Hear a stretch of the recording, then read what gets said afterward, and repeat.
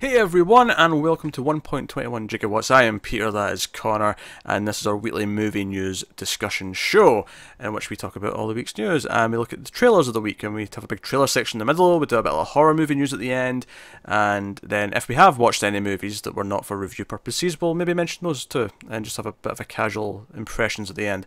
I can tell you again that for me it's a zero, a big fat zero, but I don't know if you're in the same boat. I mean, I had a cinema trip, so got something that I wasn't on a review for to mention. But nothing super exciting. That's completely fresh. Well, there you go. So, basically, too much TV right now, hence not a lot of movie watching. Yeah, and that's why. Get back to me in July. Also, apologies, because we missed a week last week with this show specifically. You know what, I made this joke in the TV news, but it's too good not to just use again. A ginger who shall remain nameless is to fault for us missing said episode.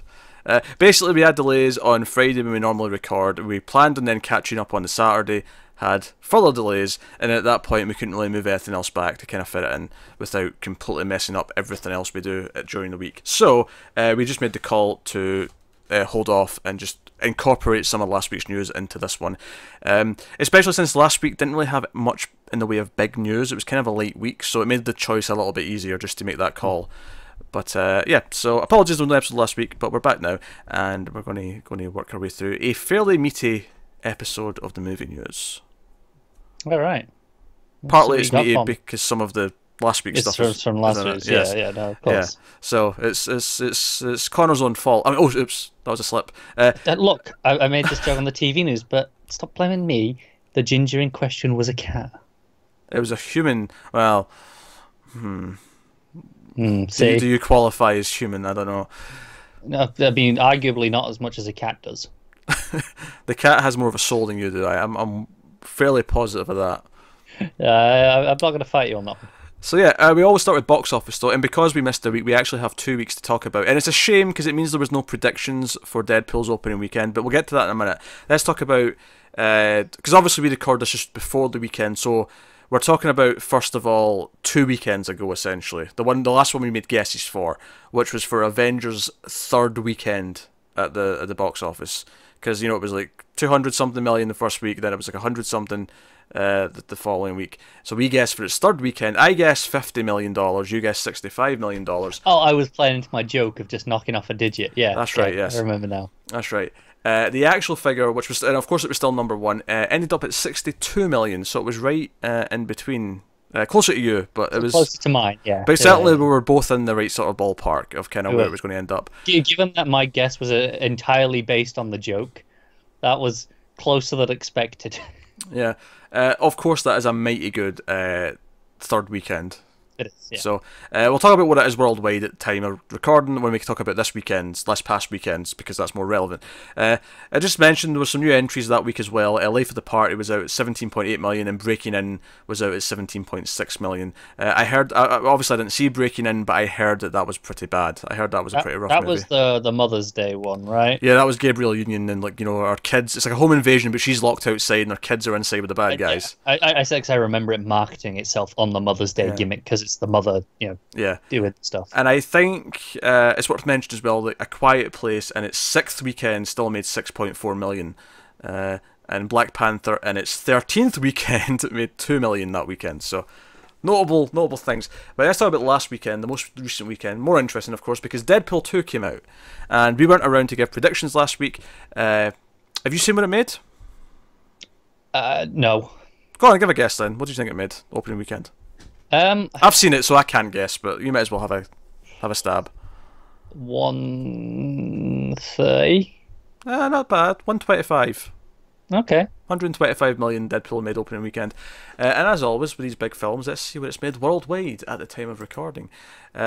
It's made 370 million worldwide, which for an R-rated movie is pretty good. And yeah, they'll be happy with that. It was breaking some R-rated records, of course, when it came out.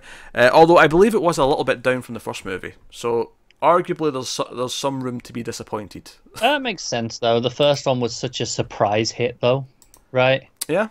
This one, by its nature, lacks the freshness of its marketing campaign.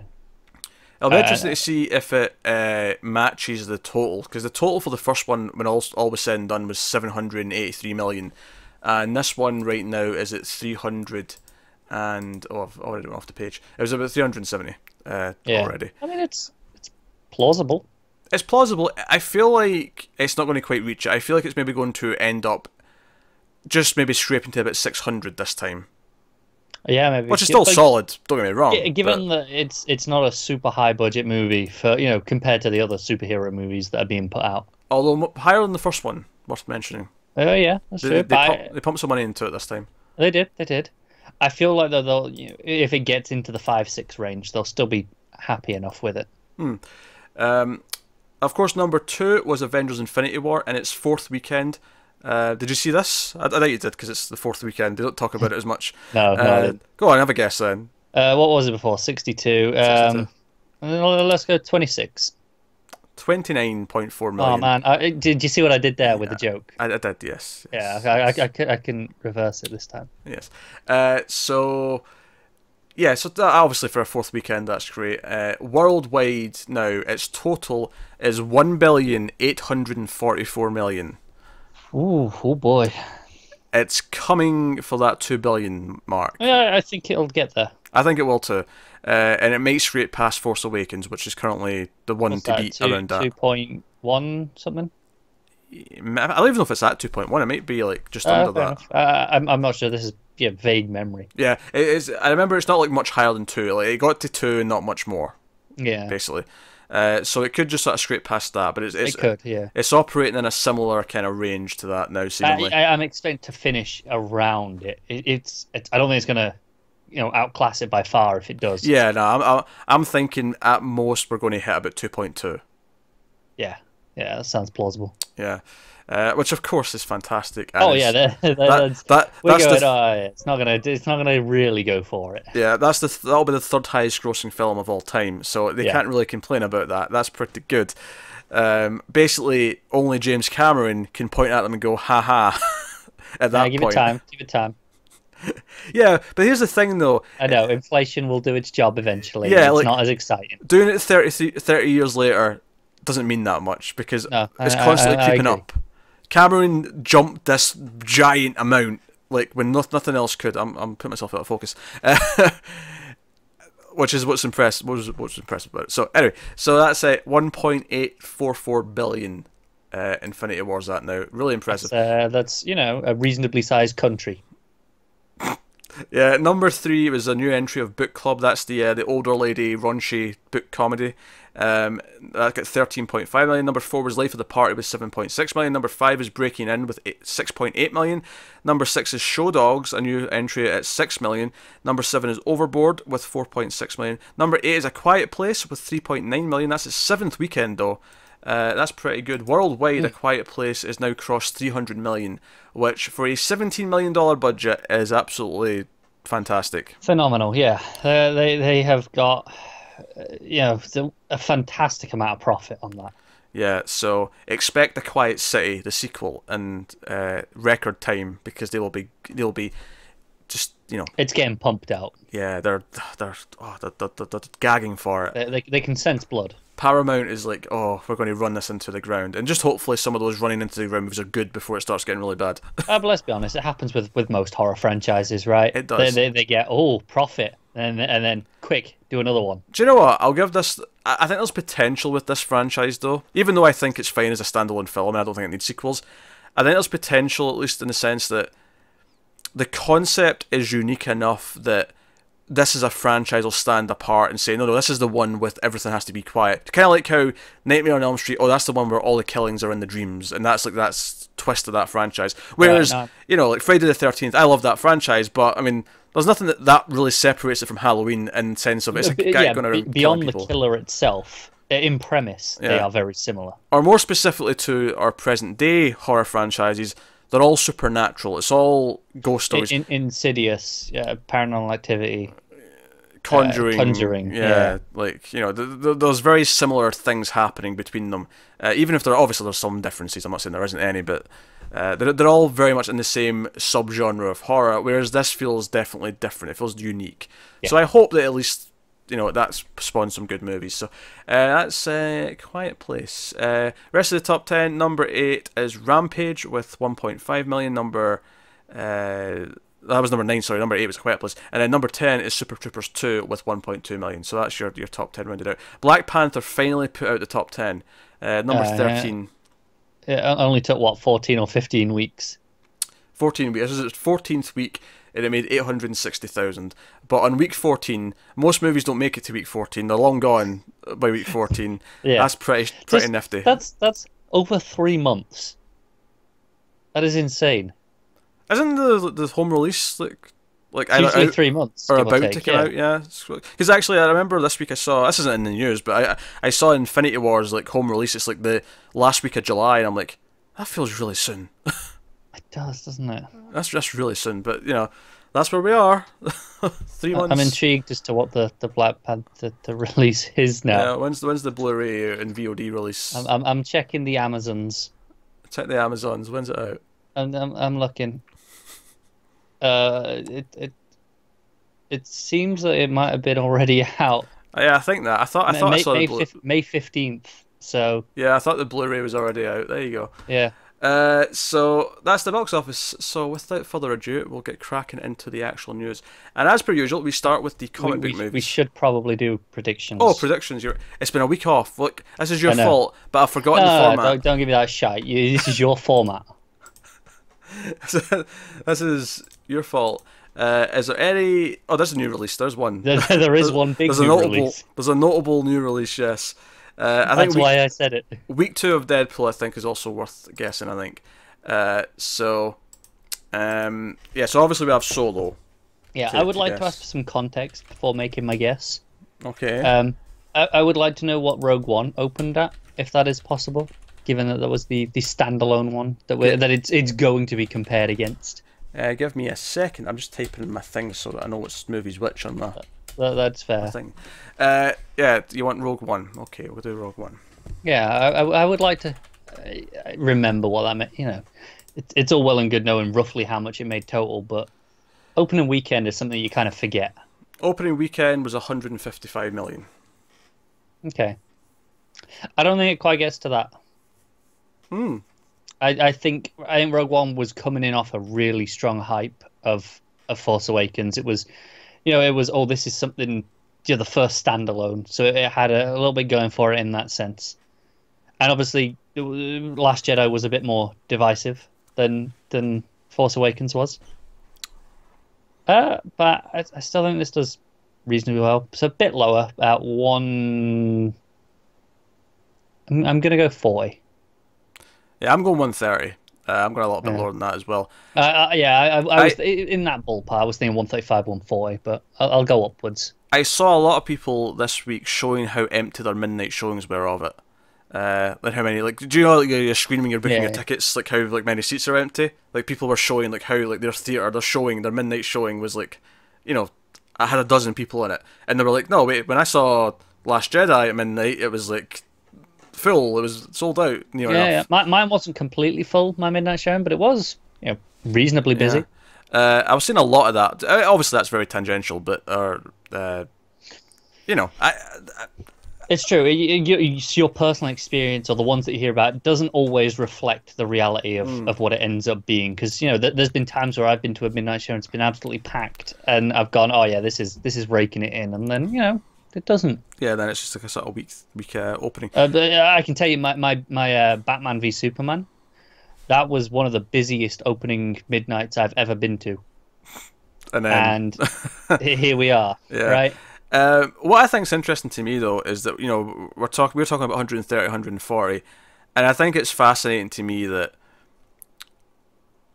for years we've been talking about, will there be superhero fatigue, will there be Marvel fatigue, and I think we personally felt a bit of Marvel fatigue because we felt they were a little bit safe at times, but certainly in box office there wasn't. In box office, Marvel's just been reaching new heights. We're at a point now where even the solo movies, Black Panther, 1.2 billion. Skyrocketing. No. And I think it's funny to me that I never really even considered that. I mean, I get Star Wars fatigue because I don't really like Star Wars that much.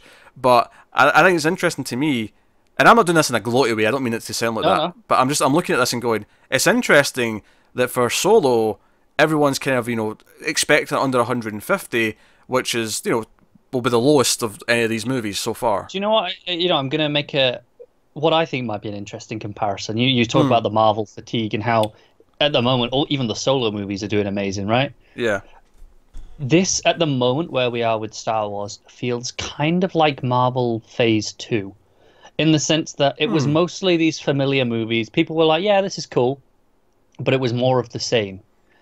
And it is worth mentioning, though, all the Phase 2 movies, with the exception of Avengers, because Avengers 1 did so astronomically well, all outperformed the Phase 1 movies. They all went up. They outperformed their Phase 1 movies, admittedly, but the difference is Phase 1 was coming in relatively fresh, whereas Star Wars isn't. Yeah, it was all new, I agree. I'm pointing out that just for the sake of, devil's advocate in your comparison here. No, that is fair. I just mean there wasn't quite the same excitement, right?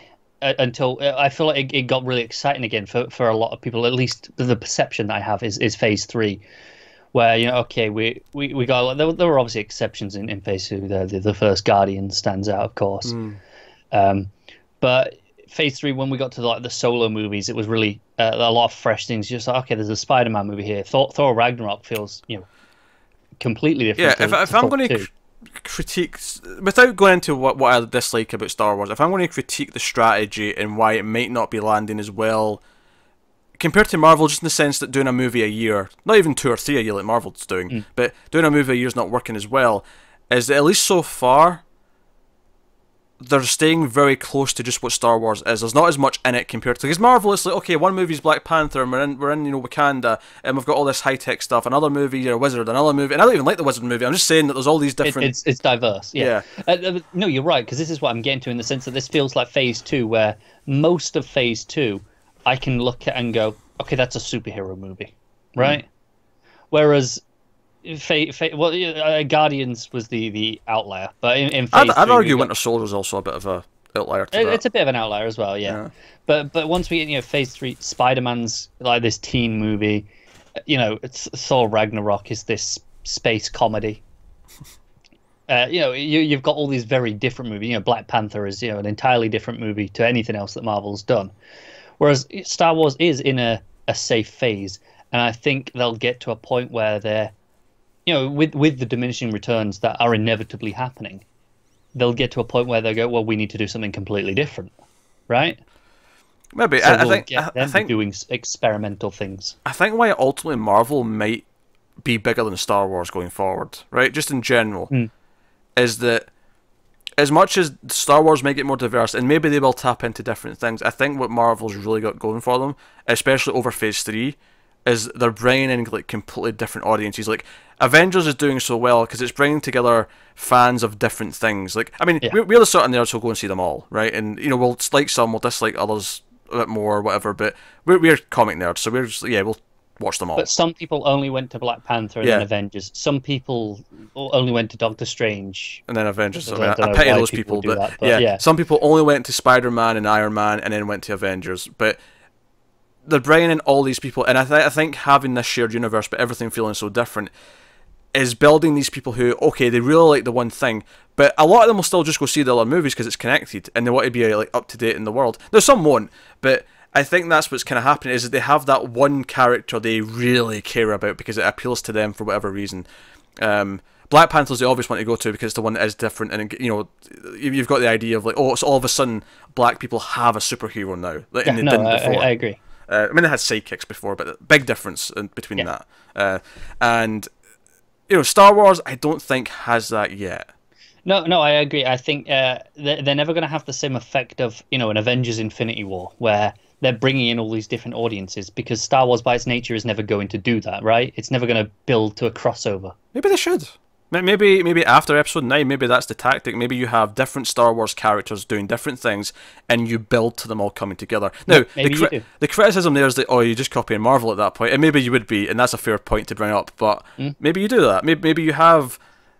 maybe you do, but... Imagine you have something that is just the new version of Han Solo, something that is the new version of the Jedi, so the Skywalker movie. You have the new Leia in her own movie, and then you bring them all together in a movie. No, you could. Maybe you do that. I don't know. But you could, but I just assume they're not going to do that, because I think they want to differentiate it from Marvel a little. But what I think is if inevitably there is going to be a point where they are forced to become more diverse, right? Because it's they'll go, well, this isn't working, which is really funny. It's funny to talk about that after the reaction of some people to the last couple, where you're whiny, like you're whiny kind of older white guy who's like, oh, there's always all these women in my Star Wars movies, so this is too diverse. Like the ridiculous like womanless cut of Last Jedi. I know, and all that stuff. Like, there's some people who hate diversity so much that there's already like a backlash to that, and we were talking about it needs to be more diverse. It needs to do more things. I wasn't talking diverse in terms of gender and race, because say what you want about Rogue One, it's a very diverse cast. Oh yeah, same with the other movies as well, the new ones. They're doing great on that front. I mean, in terms of style. And I think inevitably there are going to be these other movies where they do. Eventually, they'll do. Let's do a horror movie in the Star Wars world. Fair enough. My comment about them hating diversity still stands though, because that's the same people who hated Last Jedi for. Oh, it's different to what Star Wars that I know. Now, I didn't like Last Jedi. That was not my complaint. No, it wasn't. You've never complained about it for that reason. And, never. And your reasons for not liking it. I can be like, yeah, fine, whatever. You don't like it, didn't work for you. Their reasons, I'm like, shut up. Don't be a stupid dick. So, right? Yeah. I just think it's interesting. I think it's interesting that there might actually be a bit of a Star Wars. Because even Last Jedi made less money than Force Awakens. Now, naturally, the main entries are going to make more than the side movies. But it's interesting. There is... I'm going to be very intrigued to see where 9 lands. Because I think usually sequels do better.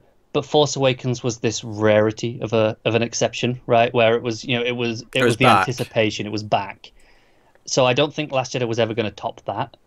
But if 9 can beat Last Jedi, I think that'll be interesting, because that'll belay the fears of the diminishing returns and the fatigue a little. It might, because I think people see it as an ending, so they want the ending of the story. I think what they should be worried about is the people who think, oh, I'll go see 9, I'll wrap up the story.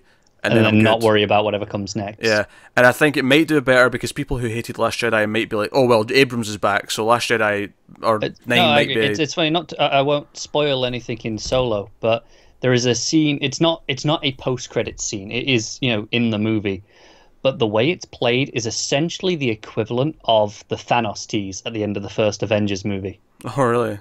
Yeah, and I think it's interesting that they're putting that in there as like, hey... This is something we're setting up to get to down the line. Not necessarily in a Solo sequel, but down the line, this is going to happen. That kind of ties me into saying about them copying the Marvel a bit more and having the interconnected things where this is setting up a villain for a movie down the line. It may not be like another spin-off, it might be like the mainline series. Maybe after 9, this is the trilogy you're getting, it's about this villain or something like... Right, that's the thing. What they introduce, this Thanos-style moment is like, right, that's showing up somewhere else. Yes. I don't know where, but I know that is showing up somewhere.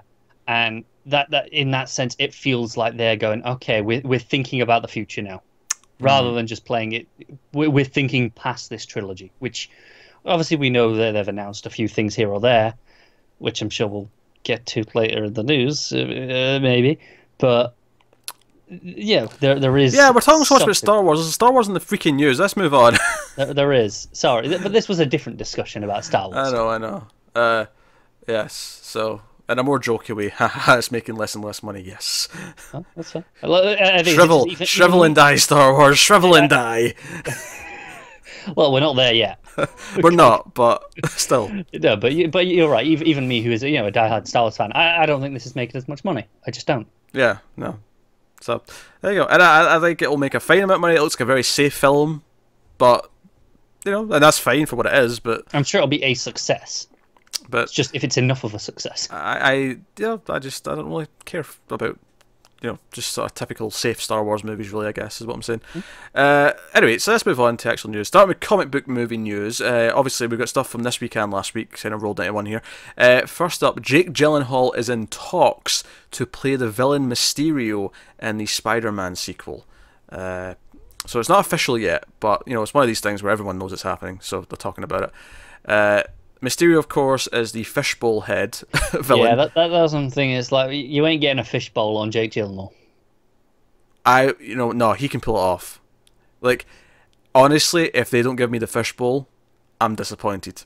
Oh, I agree. At being disappointed. I just feel like it's the classic. Hey, we've got a bankable star. We don't want to cover him up with a fishbowl. Oh no, he won't be covered the whole time, but it must be in the movie. He has to put that fishbowl on at some point. Yeah. No, I agree. And yeah, he's a master of illusion and deception is basically his thing. This is cool. I like Jake Gyllenhaal, and he's been in rumors for so many superhero movies at this point, and they've always fell through and not panned out.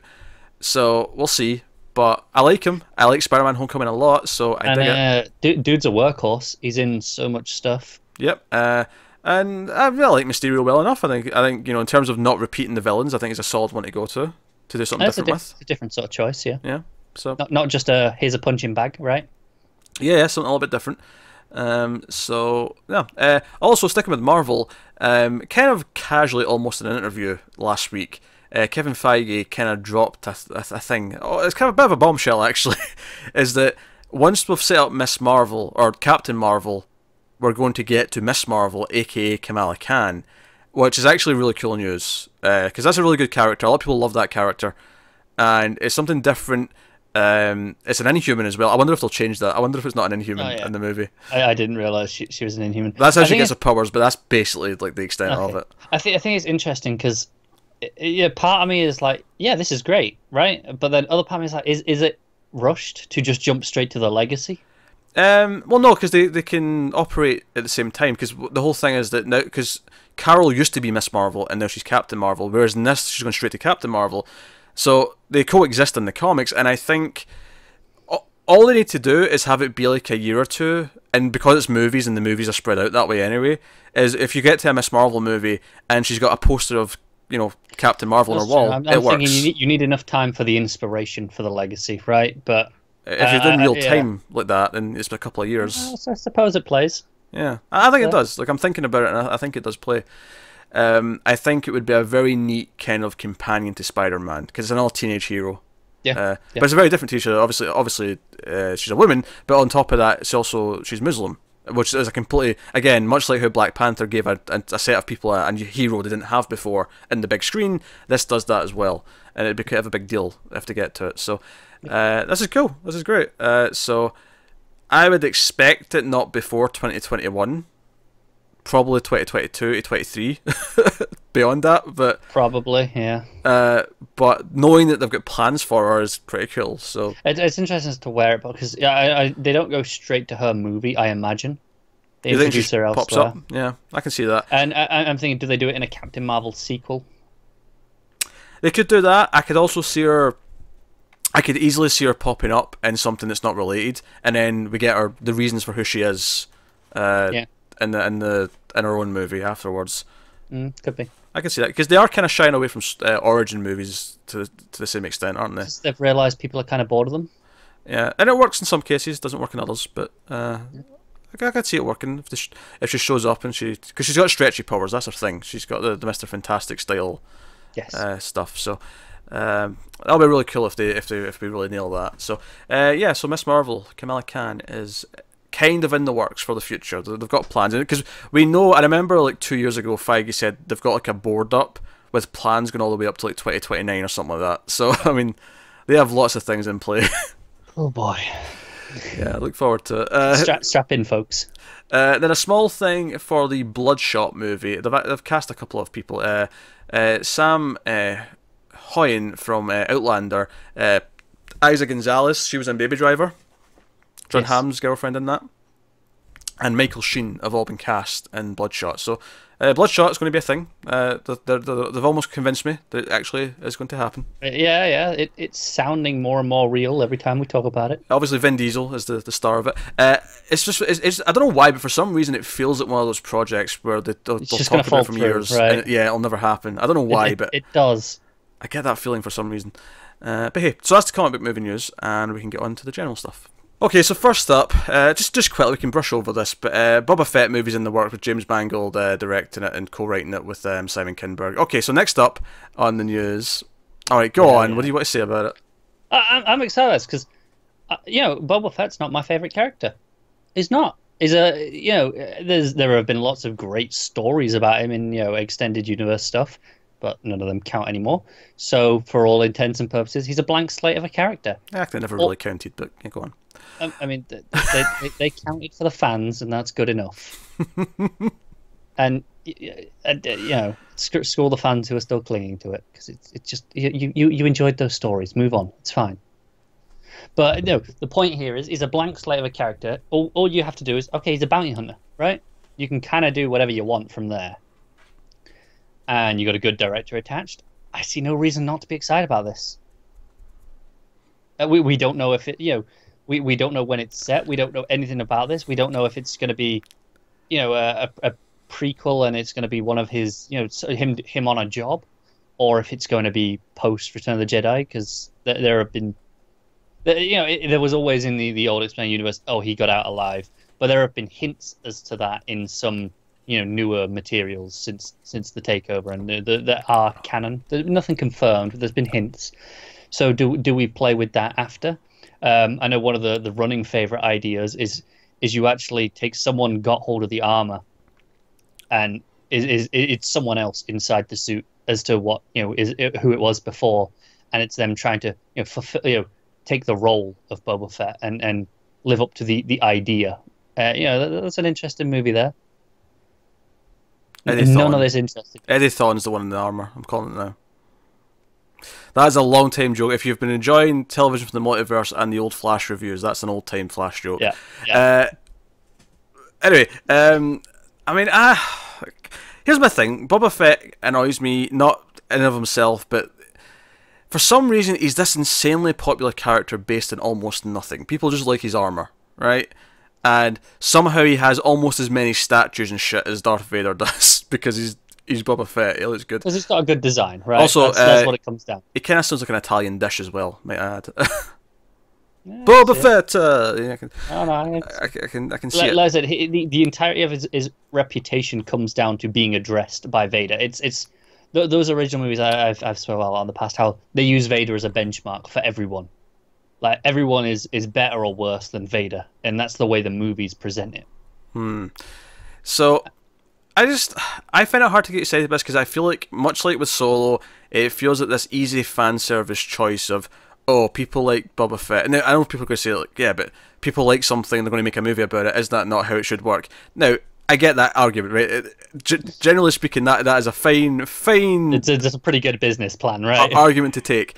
Don't get me wrong, but I've never gotten the love for Boba Fett.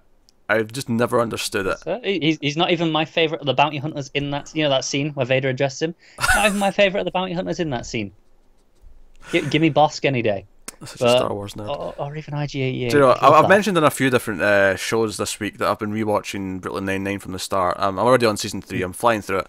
But at one point, Gina, like, someone, I think it's Amy says, "Oh, here's the fact that movies don't want you to know. Parsecs is not a measure." She tells the parsecs fact, how it's incorrect, and it's like, yeah, that's from Star Wars. And then Gina goes, "What's a Star Wars?" And I'm like, I want to live in Gina's world. I want to be friends with Gina. That might be the most unrealistic thing Gina's ever said, because she is constantly on Twitter. That's true. She would have seen Star Wars stuff, but no, I just can't get excited because my general feeling with these Star Wars movies right now. Now, don't get me wrong. There's potential. There's like the new trilogy they announced, right? But when I hear about a Boba Fett movie, when I hear about an Obi-Wan movie that might be happening, I just kind of like, we're still doing these characters from the original movies. And I get you're saying Boba Fett's a clean slate, they can do pretty much anything with him. Sure they can. Sure it could be amazing. But nothing about it makes me remotely excited. It's funny, because I did say, when we were discussing this in our Facebook group, that if when we get to this news show, we have a bit later on where it'll be, okay, here's a movie that's announced, right? Mm-hmm. And this is the synopsis. If we read this out without the Star Wars tag, without that branding, and just said, James Mangold's doing a movie about an intergalactic bounty hunter, you'd probably go, all right, I'm intrigued. I'd be intrigued. But it wouldn't be the words bounty hunter, it would be the intergalactic part that would intrigue me. Right. And here's the thing, though. It's Star Wars. And Star Wars, as long time discussed, is more science fantasy than it is science fiction. So the parts that I don't like about Star Wars that everyone else loves is the fact that it's it's the Jedi and the space monks and the Force. True, but in a Boba Fett movie, I would assume we play more into the science fiction side of it. We probably would, but it's kind of like if you hate the Marvel movies, right? If you actually just don't like that world. And then, okay, they release a movie or a concept you quite like. They do, I don't know, The Multiple Man. You like that concept, even though you don't like it else in Marvel. It's still part of that world, and you're still going to be, have references to other things. You're still going to be kind of in there. And that's a weird example, but the point I'm making is it's still going to be part of the Star Wars world. I'm still going to be surrounded by Star Wars aliens. I'm still going to hear talks of, depending on what part of the timeline it is, they may be talking about the First Order, they may be talking about the Empire, they may be, but it'll be drenched in all that. And, I mean, honestly, let's just boil it down to how I really feel right now. I'm just sick of Star Wars. Like, Last Jedi was 6 months ago. I'm just sick of it. No, it's true. This is the unfortunate timing of these two movies, right? But, I mean, the bright side is, from now, given Solo's just released, you've got 18 months till the next one. Which, you cannot go that long without a Marvel movie. That's very true. I mean, we'll see how I feel. We'll see if I even get to Solo. There's some debate right now if it's going to happen. He's getting to it because you've got promises to fulfill. Who did I promise? To the audience, you promised opinions. Did I promise them? Probably somewhere. Because my stance right now is I really don't want to see it. That is my stance. I actively, when I was looking up times, and I went to go today, and I ended up missing my show time. Not because I meant to. It was just like a happenstance. Sleeping schedule, yeah. Yeah, but I was looking at times, and I'm like, I really don't want to see this. Like, I'm looking at it, and I'm like, there's nothing about this is appealing to me. And I got into a bit of a heated debate yesterday on the Facebooks with Matt. I mean, it was jokey, it wasn't serious, but he basically said, we don't want to see Star Wars movies, don't see them. And I'm like, you know what, Matt, that sounds like really good advice. I could just be done. I could just not talk about them anymore. I think you got to talk about this one last one. No, this and 9. I think you can call it after 9. You need to see 2 more. No, I say this one because this is the one that, there are people out there waiting for your opinion on this. And then 9 is just, okay, that's the end of the trilogy, right? That's the end of the story. Are there people? Because I feel like, I mean, it could surprise me, but I feel like how I'm going to feel about it is already kind of, I'm already predicting it, and I don't think I'm going to have much constructive to say. But we'll see. I don't know. Right now. Look, here's the problem. Otherwise, me and Matt are just going to fanboy. We need something to bring it down. Yeah, but I don't have to actually. I can let you guys just talk, and I can go away. No. But that's the point. We need an anchor to stop it just being fanboying for an hour and a half. Yeah, and getting, because if you leave us alone, we get into the tiny minutiae of referencing. I'll say this. No one wants that. The review is likely to be later than it normally is. Normally we get to the movies on the Sundays. It'll probably be later either way at this point. But I don't know. I'm not looking forward to it. That is my stance right now. Right now I want nothing more than just say, you know what, I don't have to. I can let Matt and Connor talk about it. Just to go back to this actual news though with the Boba Fett. I am looking forward to this, but not because it's a Boba Fett movie. Because I like James Mangold, right? And like I say, Boba Fett's a blank slate. I don't necessarily like or dislike him. I'm just excited for the whatever he brings to it. Yeah. On a selfish point, I will say this is kind of similar to how I felt when Duncan Jones was doing Warcraft, where I'm like, I like this director. I wish he was doing something else and not wasting a couple of years on something that I don't care about. This is probably going to be better than Warcraft, though. Yeah. I mean, probably. But my other concern is that when Duncan Jones came back from Warcraft, he made Mute, and it was like, oh my god, that movie ruined him. And I hope that doesn't happen with Mangold. That's all I'm saying. Well, Mangold's got more in him. He's good. I hope. Yeah, but I'd have said I like Duncan Jones more than Mangold before. No, that's true. Warcraft. It's interesting to where this is going to fit scheduling-wise. Because I'm assuming... Right, so we get 9 in 2019. Mm-hmm. So is this the 2020 movie? And then 2021 we've got the Ren Johnson movie, perhaps. This can't be his trilogy. This can't be 2020. No? Because he's just starting another film. He's starting that Ford Ferrari movie right now. So for this to be 2020, they'd have to be, this would be the 2 years of making it starting now, basically. Oh, that's true.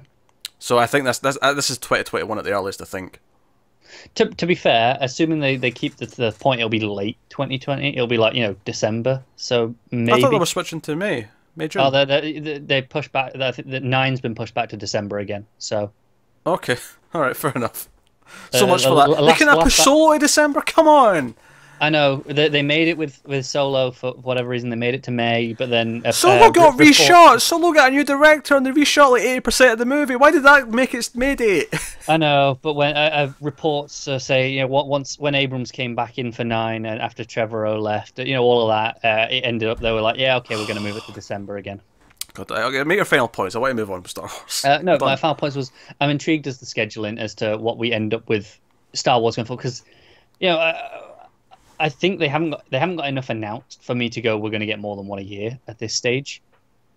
Because we've only got this movie officially, along with the two trilogies, the Rian Johnson one and the Game of Thrones guys one. I forgot about that second trilogy. God damn. Yeah, but I don't see them just alternating between trilogies. I feel like they'll go trilogy standalone, trilogy movie, rather than just trilogy. I can see it being trilogy standalone trilogy. So it's not two of the same trilogy. Yeah, I can see it being a cycle of 3 like that. Like part 1 of this trilogy, part 1 of that trilogy, standalone. Part 1, part 2, standalone. Yeah, but I can't see them just going back and forth between the two trilogies for 6 films in a row. I would guess the most likely one to be first in 2020 would be the Johnson one. I imagine that's slightly further ahead than anything else because. I mean, it was the first one announced. But to be fair, the Game of Thrones guys wasn't that much later when they announced that. So, I mean... It wasn't. It's up in the air. It could be either Johnson of those. It's already in the family, so to speak. It could be either of those. I think there's a possibility of either. I agree. I think I'm genuinely intrigued to see the schedule, though. Well, here's the spoiler. Star Wars every year till the end of time. That's fine, as long as it's just once a year. Even I don't want more than that. Alright, can we finally move on, please? Yeah, go on then. We've got a lot to get through, and we spent God knows how long talking about goddamn Star Wars. For about half an hour at this point. That's just adding to why I'm sick of it. I'm sick of talking about it. So, Liam Neeson has joined the cast of Men in Black, the spin-off, which is also going to have Chris Hemsworth and Tessa Thompson. That is a cast. You know what? This has potential to be better than any of the actual Men in Black movies. I know we said that before when it was just Hemsworth and Thompson, but... You throw in Liam Neeson as well? Yeah, he's the head guy, obviously. Hemsworth and Thompson are going to be the partners. You can see it. You can see it forming in your head. But this is the thing. I remember when we said that before, they were the partners. Mm-hmm. And I remember at the time they said, no, it was going to be more of an ensemble. Oh, yeah, sure. Maybe it'll be more of a... Like, I don't know. Rather than partners, it'll be more of a department. Yeah, like more of a... I mean, I brought up Brooklyn Nine-Nine earlier. Like more like that, almost. Like, yeah, it's like a group of characters in like a precinct. Yeah. I could see that. I'm weirdly down for this movie. In which case, Liam's the gruff older detective, the older Men in Black, or Man in Black, I suppose. Can we have him play like the Sully? Oh, from Brooklyn Nine-Nine? Yeah. All right, okay. Possibly. I can see him being more hard-edged, though. I feel like he'll be the really grumpy one. Yeah. He'll be more like Holt. If we're comparing it to Brooklyn Nine-Nine characters, I think he'll be the Holt. See, no, this is the thing. Holt gives a shit. I can see him being the one that's just jaded at the end of his career and doesn't just give a shit anymore. He won't be a doofus, though. I don't see him going doofus. No, that's fair. Hemsworth is the Jake, for sure. Tessa's the... obviously. Probably a cross between Amy and Rosa. Yeah. Alright. Anyway, so basically, if you want your new Men in Black movie to be good, just make it Men in Black, but Brooklyn Nine-Nine. I'm fine with that. I'm fine with that. Lots of things could benefit by being this, but with Brooklyn Nine-Nine. Alright, next up, Steven Spielberg and Leonardo DiCaprio are going to reunite. They're in discussions to reteam on a biopic of Ulysses S. Grant. Yeah, biopic with Steven Spielberg. Oh my god. Someone who becomes a president. Yeah. Oh my god. He's never done that before. I'm going to fall asleep. How many biopics does this man want to do? Look, if it's not obvious from what I just said, I hated Lincoln with a sleepy, boring passion, okay? I'll be honest, I never saw it. Oh my god, that movie was so long. Was it actually that long, or did it just feel that long? It was like 3 hours at least, in actual time, and then it felt longer. What felt longer, that or Lord of the Rings? Oh, that's hard. This is your Sophie's choice. I don't know. Because they're long and boring in different ways. Right, you've got to watch one of them right now. You know, gun to your head. Which one do you choose? One Lord of the Rings. Yeah. Not all three. Not all three, just one. Okay, one of them then. Fellowship. Okay. I'd watch Fellowship more than Lincoln. Okay. What if it was one of the other ones? What if it was, you know, like Two Towers? If it's Two Towers, then it's harder to pick. Yeah. Okay. And then Return of the King arguably is better than Two Towers, but it's actually a lot longer. Yeah. So that factors into that's why I went with Two Towers, because like that's not stupidly longer. That factors into my decision making. But yeah, so yeah, apparently Lionsgate and Appian Way last November acquired the rights to Grant's story. So the script's been worked on by David James Kelly, who just worked on for the same companies the upcoming Robin Hood, which looks like garbage. So take that for what you will. This is like the polar opposite of that. I mean, I hope it's the polar opposite of that. Well, you know, there's going to be this like wisecracking adventure with Ulysses S. Grant. Oh, I can see it. Where he's jumping around with a bow and arrow. I don't think Ulysses is the one you do that with. You go with, you know, Teddy Roosevelt, surely, if you're going to do that story. What am I thinking of? But they had Roosevelt with a minigun. For some reason, the idea of him with a minigun was mentioned in something. This was a while ago, but in like a movie or a TV show, there were. I mean, what were the weird takes of him? He was in a Night in the Museum, right? One of those, maybe. Oh, God. Something with like an alternate history, or something. I don't know. I can't help you on this. I don't think I've seen this. I'm thinking of something. Someone can fill me in if they get the idea. Teddy Roosevelt in a mini. I want to see it. Sounds pretty cool. It was funny actually. Last week on the TV news, I brought up this cat show. This animated cat series, and someone in the comments did actually know what it was, and I couldn't remember it. And now I've forgotten what it was. I think it was like War Cats or something like that. Or SWAT Cats, that's what it was, SWAT Cats. And I clicked, I googled it to see the image, and I'm like, that was that show, damn it, yes. Sorry, I have no idea. I googled Teddy Roosevelt minigun, and it's going Teddy Roosevelt versus Bigfoot. Maybe it was a different president. Maybe it's a different president I'm thinking of, but there was definitely something to do with. Anyway, moving on. So I don't care about Spielberg doing another stupid long biopic. I just don't care. It puts me to sleep. That's fair. So if you're into it, then great. Congratulations, you might get this movie. That said, Spielberg's got like 5 different movies lined up, and he's definitely doing Indy 5 next. So it'll be a while before you get any of this. Yeah, they ain't all happening. Doubtful. Next up, Chris Evans has been cast as the lead in a disaster movie called Greenland from Neil Blomkamp, of all people. This was an interesting news story that popped up. The plot's being held under wraps, so we don't actually know what it's about beyond that it's a disaster movie. It does say, though, it's the story of a family's fight for survival in the face of a cataclysmic natural disaster. It doesn't tell us what a disaster movie then. Yeah, it doesn't tell us what the disaster movie is. They're going to start shooting it later this year. I have fun with disaster movies. I like Neil Blomkamp, despite his faults. Like, I actually like his style. So, and I like Chris Evans. So, I mean, I wonder if it actually takes place in Greenland. That's what I was thinking. I mean, that part of the world does have its fair share of natural disasters, so it's not a huge leap to think of that. I think of Iceland more so, admittedly, but I mean, it's close by. They're not exactly far, are they? Yeah, they're neighbours. Yeah. But so I don't know if it's volcanoes, I don't know if it's earthquakes, tidal waves, we don't know.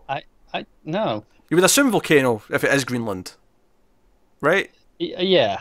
But, I mean, we don't know if it actually is. No, I mean, maybe they're playing with it somehow, and maybe that's why it's so secret. It's like, no, it's actually an alien.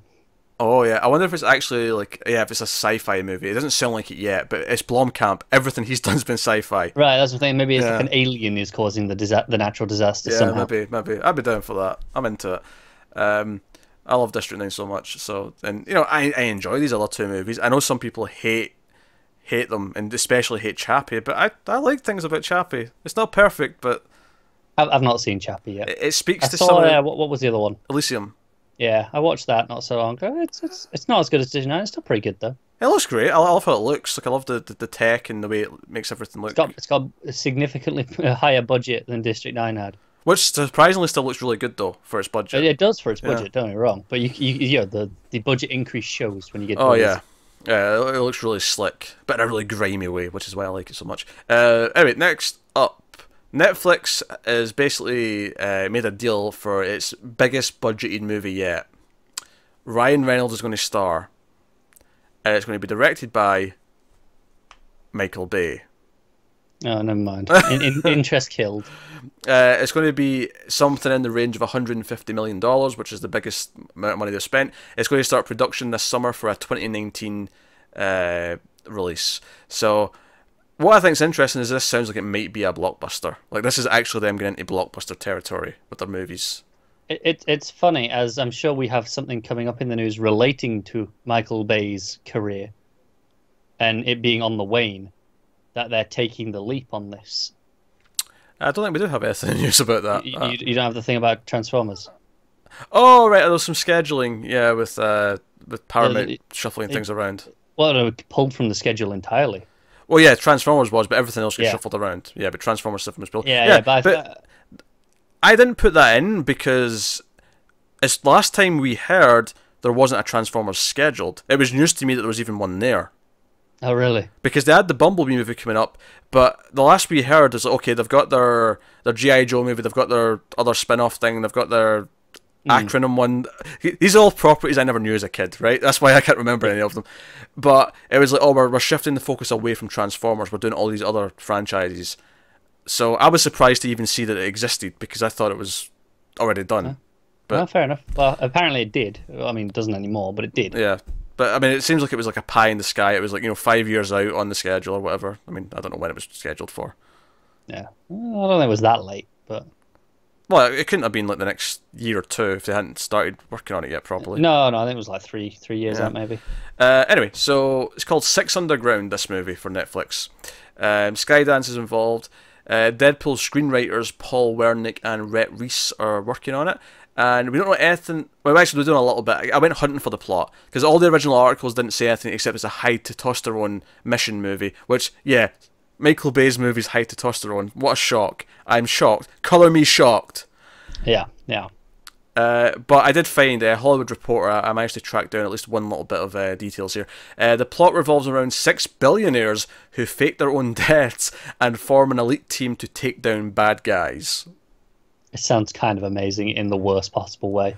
So I assume Ryan Reynolds is one of these billionaires. I could see this being super. If this is like 6 white billionaires who all decide to just like be like a squad going after killing people, this could be extremely problematic. I hope this is a diverse 6. This is the thing. Depending on what the movie does, and I'm probably giving this way too much credit for anything from Michael Bay. Mm-hmm. But the idea of, okay, no, we got 6, just really, really handsome white guys as thinking they can change the world. Oh, but they're really shit and it doesn't work. Yeah. Okay, I can see that working. That could be something. I can see that movie, but maybe I'm giving Michael Bay too much credit. Yeah, he'll probably just paint them as absolute heroes, and they'll have them walking off next to a sunset and explosions behind them, and yeah. But I can see it as a good, legitimate movie. Hey, next up, Warner Brothers and Overbrook Entertainment are working on their long gestating remake of Uptown Saturday Night. There's a movie from 1974. But now Kevin Hart is on board. He's in negotiations to star, which means Connor's just kind of I just tuned out. Will Smith's producing it. Will Smith was originally meant to be starring in this when it was first developed, but so have we replaced Will Smith with Kevin Hart? Apparently, but it's been so long that he's no longer like I don't know if he's just aged out of the role. He just doesn't give a shit anymore. It's been so long, but he's still producing it. Yeah, Blackish creator Kenya Barris wrote the most recent draft, so it's it's been in the works for a while. In fact, at one point, Denzel Washington was going to be it was going to be Will Smith and Denzel Washington as a pair. He definitely aged out of the role then. But now the schedules for both A-listers have forced Smith to serve as a producer, and Hart has jumped in. So who knows which partner's going to be? And it's funny, you can tell when something's been going for a really long time when it says the latest draft of the script. Oh yeah. The original film starred Sidney Poitier and Bill Cosby, of all people. So this makes sense to want to remake it, because no one probably wants to watch the original anymore, given Cosby's recent life choices. Well, the choices themselves weren't recent, but the public knowledge of them certainly is. Give it a decade, we'll get a remake for American Beauty. Oh yeah, I can see that. So yeah, it followed two friends who sneak out to visit a high-class but illegal club, and trouble ensues. So, but yeah, sounds pretty vague. Yeah, it's a comedy. I actually never heard of this one, to be honest. No, me either. I know a lot of comedies. Like, if you ask me to name like comedies of that era, I'll mention Mel Brooks. I might mention some Richard Pryor movies, but I'm not familiar with this one. But hey. Huh? Next up, Hollywood Gang. That sounds threatening. Like, imagine calling your company that. Hollywood Gang options Second Coming, a satirical novel by Scottish author John Niven. Italian filmmaker Paolo Genovese from Perfect Strangers is circling to write and direct it. In Second Coming, God takes a much-needed holiday, which in heaven lapse time is a leisurely week of celestial relaxation, but on Earth several hundred years have passed. When God returns from his break, he discovers a modern-day world gone awry and littered with contemporary societal issues, from war and genocides to racism, violence, terrorism, and unhealthy obsession with celebrity culture. So who best to fix... See, so far you're liking the sound of this, right? I am. Oh no. Oh, this is where you're going to ruin it for me, isn't it? Yeah. So how do you fix the problems of here and now? God sends his dope-smoking son to straighten things out. Oh great, it's a stoner comedy. Yeah. All of that was sounding like wonderful satire, and then you give me the stoner, and I'm like, So much potential. I know. I mean, maybe it'll still be good. I don't know. Maybe that won't be a big part of it, but I just worry it's going to be stoner humor. That's my worry when I read that. Yeah. But hey. Just, you crushed me on that one. You really did. I thought I had something good. I do love the idea of, like, that you watch Community, right? Yeah. You know that famous gif, that moment of like Troy coming back in with the pizza and everything's on fire. I love the idea. Coming back. Yeah. So what the hell happened? Yeah. God coming back and be like, shit, what happened? What about all these world wars? What's a Nazi? Ah. Stupid humans. I want the whole movie from God's perspective. I love that's a fun idea. But hey, maybe it'll still work out. But hey, next up, Clay Charver, who currently serves as executive producer on Silicon Valley, is going to write My War, a film adaptation of the 2013 New York Times best-selling cover magazine story, The Rock and Roll Casualty Who Became a War Hero. This is for Amazon Studios, so Amazon are making this. Based on the true story, it follows Jason Everman. Do you know who that is, off the top of your head? No. I thought you might know him. That's why I'm asking. Jason Everman, who was kicked out of two of the bands that went on to be incredibly famous. He was kicked out of both Nirvana and Soundgarden before they became famous. So that's quite a claim to weird fame. But then he went on to become a distincted, an elite member of the U.S. Armed Special Forces. He became like a big deal in the army. Right. Okay. So he went on to become this dignified soldier, but he was kicked out of both Nirvana and Soundgarden before that happened. What was he kicked out for? Like just being shit, or I have no idea. It didn't say. Attitude? I don't know. Creative differences, maybe. Maybe. Yeah, I'm intrigued now. Gonna go do some googling later. It's interesting though, right? Oh, he kicked out of both of those bands. Shit. Yeah. Who'd you piss off that much? He's beating himself up now. See when Smell It Teen Spirit was on the radio, he's like, shit. Yeah. Shit. I mean, it depends though. Like, what part of the band was he? Was he the bass player, or was he, was he a singer? I know that Dave Grohl replaced a drummer, but I don't know if that was him. I don't know if he was a drummer, but I know Dave Grohl did replace someone, just from memory. Yeah, that's true. But actually, no, the one he'll kick himself with the first. I don't know who came first in terms of who was big first, but it's the second one that really must have hurt when a second band became famous that he was part of. Yeah, that is gonna hurt. You're right. That's the one that really stings, I think. But hey, Moving on, Bradley Cooper is reteaming with Clint Eastwood for The Mule. Eastwood's going to star as Earl Stone, a man in his 80s, well, no shit, because he's in his 80s, who is broke, alone, and facing foreclosure for his business when he is offered a job that simply requires him to drive. Easy enough, but unbeknownst to Earl, he is just signed as a drug courier for the Mexican cartel. Also, he's hit the radar of hard-charging DEA agent Colin Bates, which I assume is the Cooper character, but I could be wrong, it doesn't specify. Yeah, okay. It doesn't do it for me, personally. It doesn't sound bad, but... Yeah, I mean, Eastwood occasionally makes a good movie, but he has a lot of misses for me, personally. Like, he hits one in every 4 movies, give or take, for me. Yeah, but then on top of that, it's, the drug cartel story. Yeah. It depends, okay. If this was going to go like a Wages of Fear route, where it's all one, trip... Because you've never seen Wages of Fury, it's one that we're no doubt going to do in Flux at some point because it's a fantastic movie. But it's about these guys who agree to drive nitro, basically liquid nitrogen or liquid nitro across the country, and it's like, oh yeah, if you hit a bit of rocky road, you might blow up. That's so it's a big deal, and the whole movie's this one trip of them trying to get across country with these trucks full of nitro. It's really good stuff. If it was going that sort of route where it's all one trip and it's kind of like, the DEA agent trying to catch up to him and maybe he doesn't know he's a bad guy here, maybe we can talk to him and maybe they can sort of swerve and they end up going to get, I could see the action movie potential that I would enjoy it, and it probably won't be that. It doesn't sound like from the premise. It sounds like we're going to see him getting, accidentally involved and entangled in the investigation. I can see the 90s action movie in here that I would like, but it's probably not going to be that. Nitroglycerin is what I was trying to remember the name of. I was trying to remember what the full word for nitro was. You Googled that while I was away, didn't you? Oh, no, I didn't. It just occurred to me. As soon as you got up, it occurred to me. Okay. Because I was trying to remember what it was when I was talking about that movie, and I was like... Because I almost said liquid nitrogen one. That's different. That's very different. That's completely different. Nitroglycerin. It came to me, though. Anyway... So, next up, Netflix has got a movie in the works. Jennifer Aniston is going to play the president, and Tig Notaro is going to play her first lady in a movie called First Ladies. A political comedy written by Notaro and Stephanie Allynne? A-L-L-Y-N-N-E? Got a guess for that? A-L-L-Y-N-N-E. Allen? It could be. It could be a really long way of writing the word Allen. Yeah. Yeah. Yeah. Okay. Stephanie Allen. I don't know.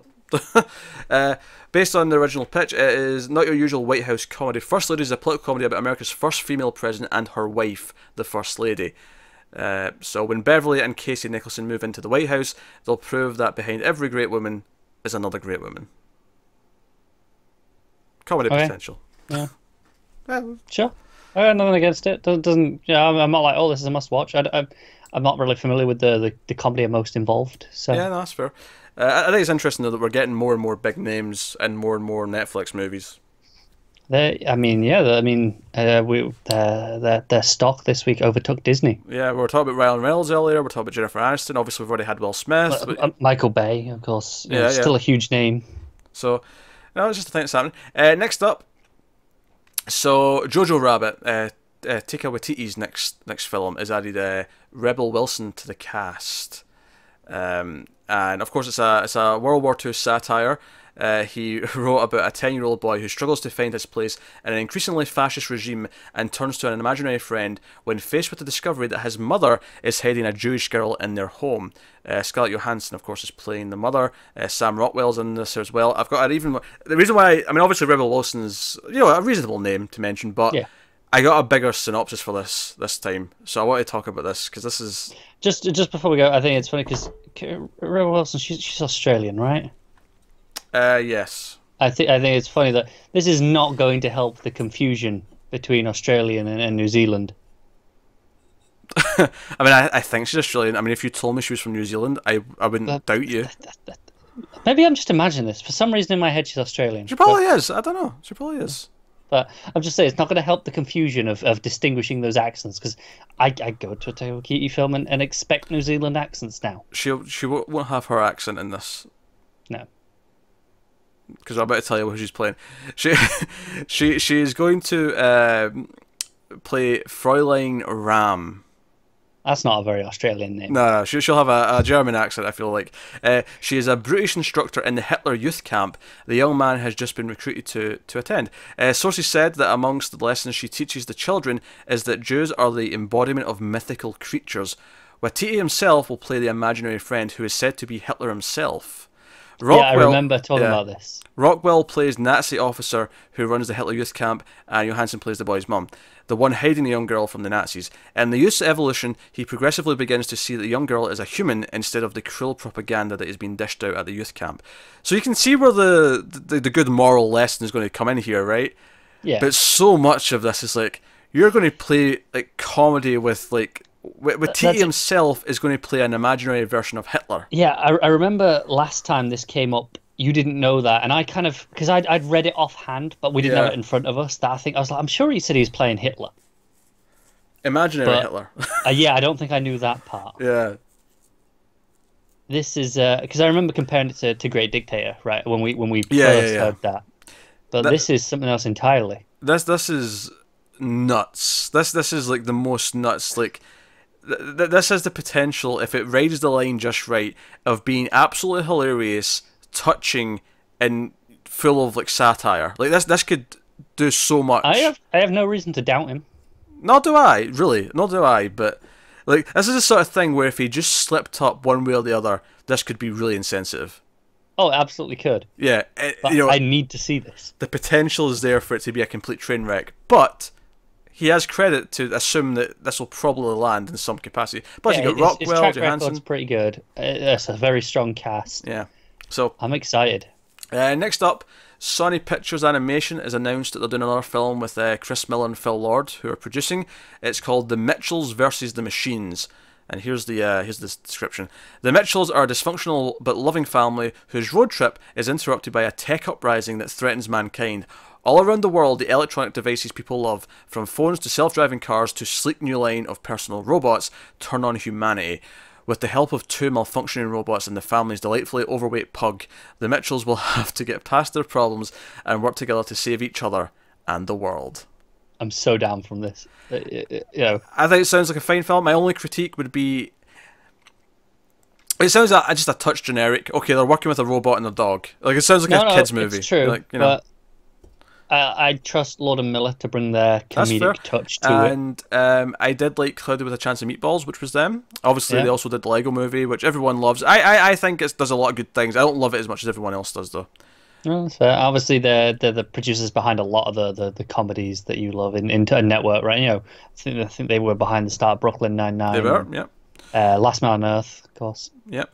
So, no, interesting. So it's another Sony animated movie, but it's got them behind it, so it could be good.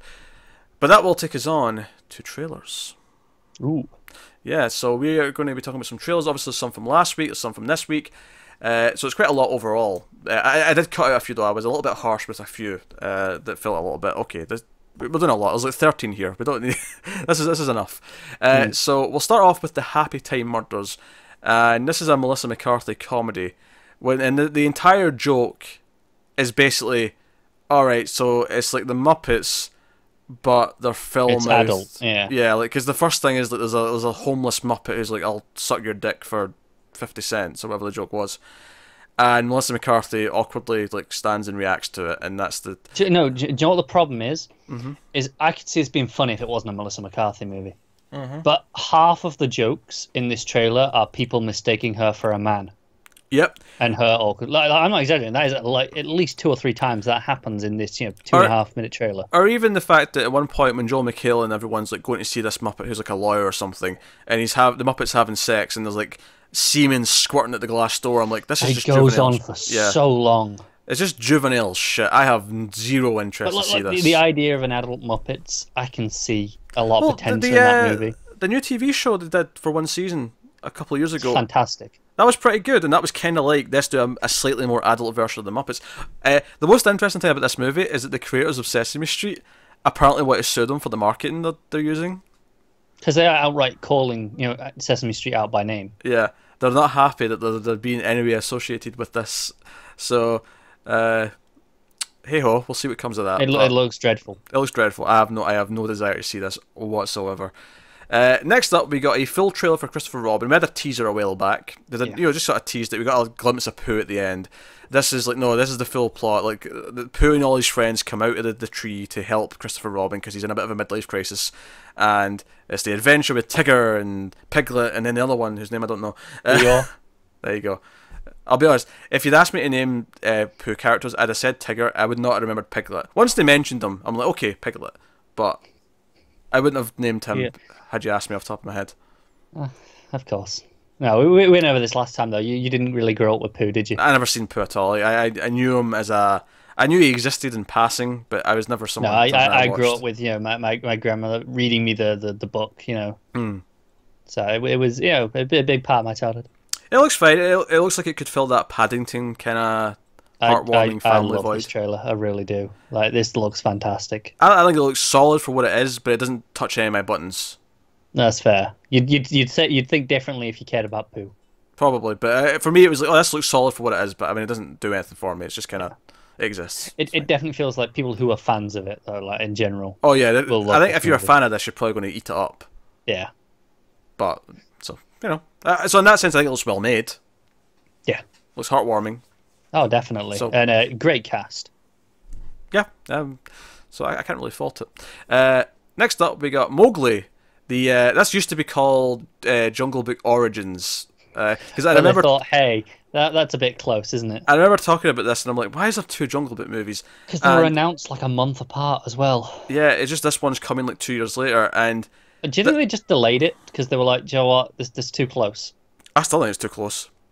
No, I agree, but because I watched this, and this trailer itself is fine, but I watched this trailer, I'm like, I do not need to see this. I just had a Jungle Book movie. I appreciate that it's a very different sort of movie, though. This looks way more in line with the original book.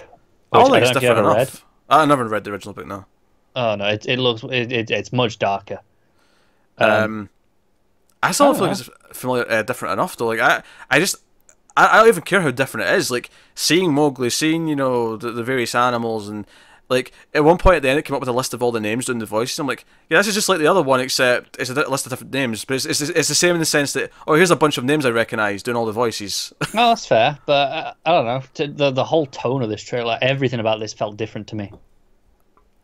I still feel like I was just seeing like moments that I was recognising from the other movie. I mean, that's kind of, but like I said, tonally, like that, all the other movies, it's all about the adventure of it. When they were marketing, it was like this big adventure stuff. There is none of that here, and that's fair. I don't need another like. I am sick when they remake the same thing too much. There is almost nothing they could have done with this 2 years after the last one that would make me excited about it. Oh, fair enough. To me, the last one was a remake of the Disney version. Obviously the last one was a Disney movie. It was a remake of the Disney animated, whereas this is not a remake. This is a different adaptation of the source material, and it's taking it in a very non-Disney route. We're really playing into the human culture there where it's from a lot more, whereas we got none of that in the Disney movies. See, I can't fault any of that. I can't disagree with any of it. I don't care. I just had one 2 years ago. No, fair enough. Like... I can't really counter that. Yeah, I mean, even 10 years I feel it would be too soon for another Jungle Book adaptation. It's the same thing with I never need another Invasion of the Body Snatchers, because they've done, like, there's been 2 really good ones, and there's a few other ones that aren't good. I don't need any more. Because that's the thing, I didn't really care about Jungle Book, really, but I saw the new one from the Favreau directed one, and it was actually pretty good. I was like, okay, that was actually a really solid movie. It was, yeah. I don't care enough about it to want another version of it 2 years later, regardless of it having, like, a different focus. It's still at its core Jungle Book. Oh no, this is one where again I read the story as a child, and the Disney version is very much a Disneyfied version. So I'm excited to see this take on it where it's not that, where it's not this Disney version at all, where it's much more faithful to the original. I would be if the other one didn't exist. If the other one didn't exist and this came out and you're saying, oh, this is much closer to the book, it was darker than the animated one, I'd be like, oh, cool. Sounds like a reason to do a new one. More so than maybe the other version had enough reason to do it. Because that was basically just, let's do it live action. That was that. But, I'm talking about fatigue earlier on with Star Wars. Like, a Jungle Book fatigue. Yeah, a Jungle Book movie 2 years after the last one, which is, well, it may have a different kind of like spin on it, is basically just an adaptation of the same story. like, again, there's nothing wrong with the trailer. It looks fine. Like, it looks like, the animation looks good on the animals and so on. Like, I can't fault it. It's just, we just had one 2 years ago. Oh, that's fair enough, and I think that's probably going to impact it at the box office. I think it will. There's nothing it can do about that. I think it's, I think they sunk too much money into it, and then like, shit, it doesn't matter what we do now. I think they were smart to call it Mowgli instead of at least they've not got Jungle Book in the name, because Jungle Book Origins makes it sound like it's a prequel to the other one, right? It does, yeah. It makes it sound connected, whereas at least this it makes it sound distinct. Yeah, that was smart, but damn, like, I just I can't argue with what you're saying. Next up, we had a trailer for Bohemian Rhapsody, which is obviously the biopic of Freddie Mercury, starring Rami Malek, who may show up again in another trailer in this week. He looks like he's doing a really good job. He does, doesn't he?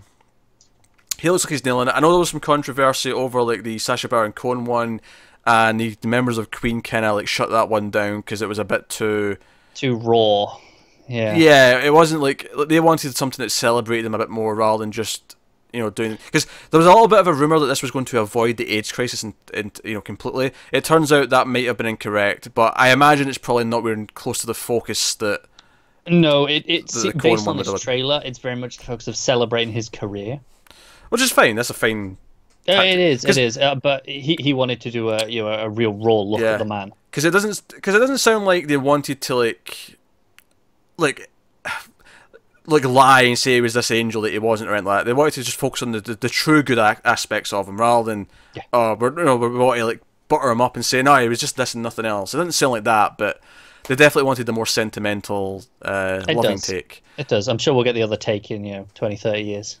Possibly. But no, he's I'm not a big biopic guy. I do like the music of Queen though, and I do like Rami Malek, and he's doing a good job. So I think this. I don't know how it will play out into the overall movie, but this trailer has a real energy to it. It does. It's cut in between the songs, and you see him at Band-Aid. You can recognise that one because of the stadium and because of what he's wearing. Exactly. So I think the focusing it through the career for the biopic might actually make it interesting in terms of giving it a really good structure. I like the moment where he's telling, was it Brian May, the guitarist? Is that his name? Yeah. When they're in the studio and they're obviously working on Bohemian Rhapsody, and he's like, okay, and this is the part where the operatic chorus comes in. He's like, yeah, the operatic section, yeah. It's just like, yeah, sure, of course that's a section. Whatever. Yeah, just go. All right, Freddie, just do your thing. Yeah. And so no, I see potential here. Obviously, there was some director troubles. They had to fire Bryan Singer. Yeah. Along the way, but hopefully it works out. It's something. Rami Malek looks like he's owning the role, and I'm really excited to see that. It's funny how he might be becoming like a huge star. Like Mr. Robot's been this gateway into him being discovered. It is, yeah.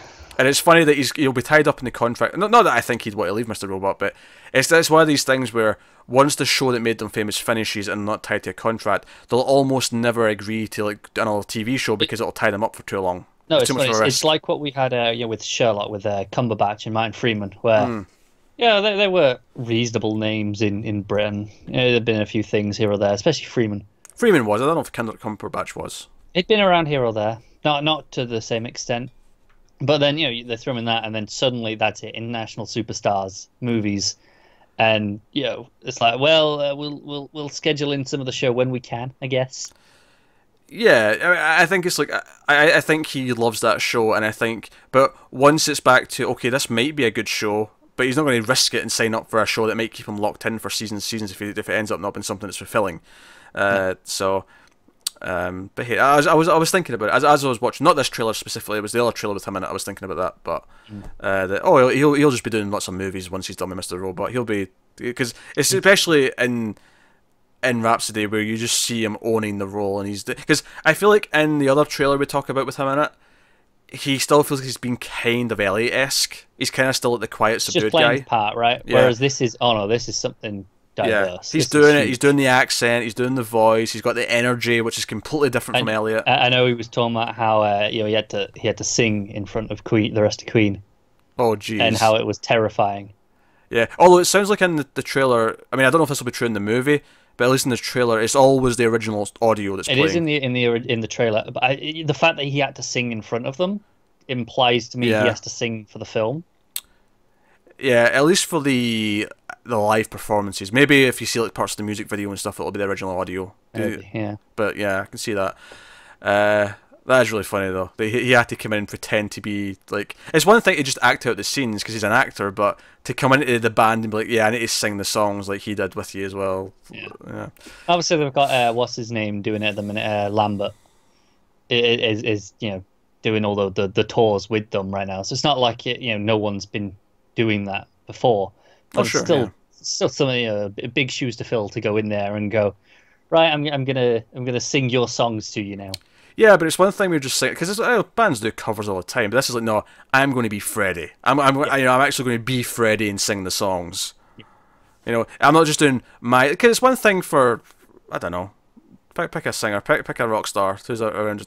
It's one thing for I don't know, Axl Rose from Guns N' Roses to do a number with Queen and go, oh, I'll sing Bohemian Rhapsody with you, but he'll still sing it as Axl Rose.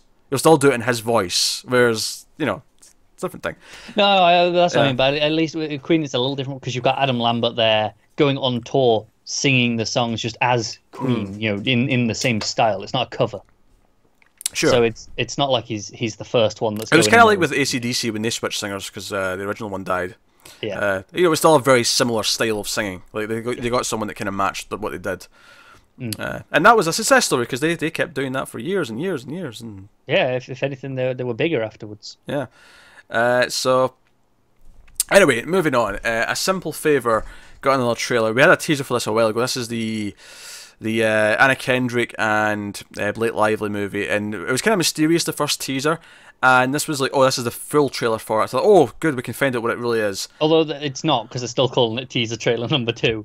And yeah, it was funny because I watched this and went, I still don't know. I feel like I know that much more. I feel like I get more of a sense that we know she disappeared. I feel like she's setting up Anna Kendrick's character, but it's still just completely mystery.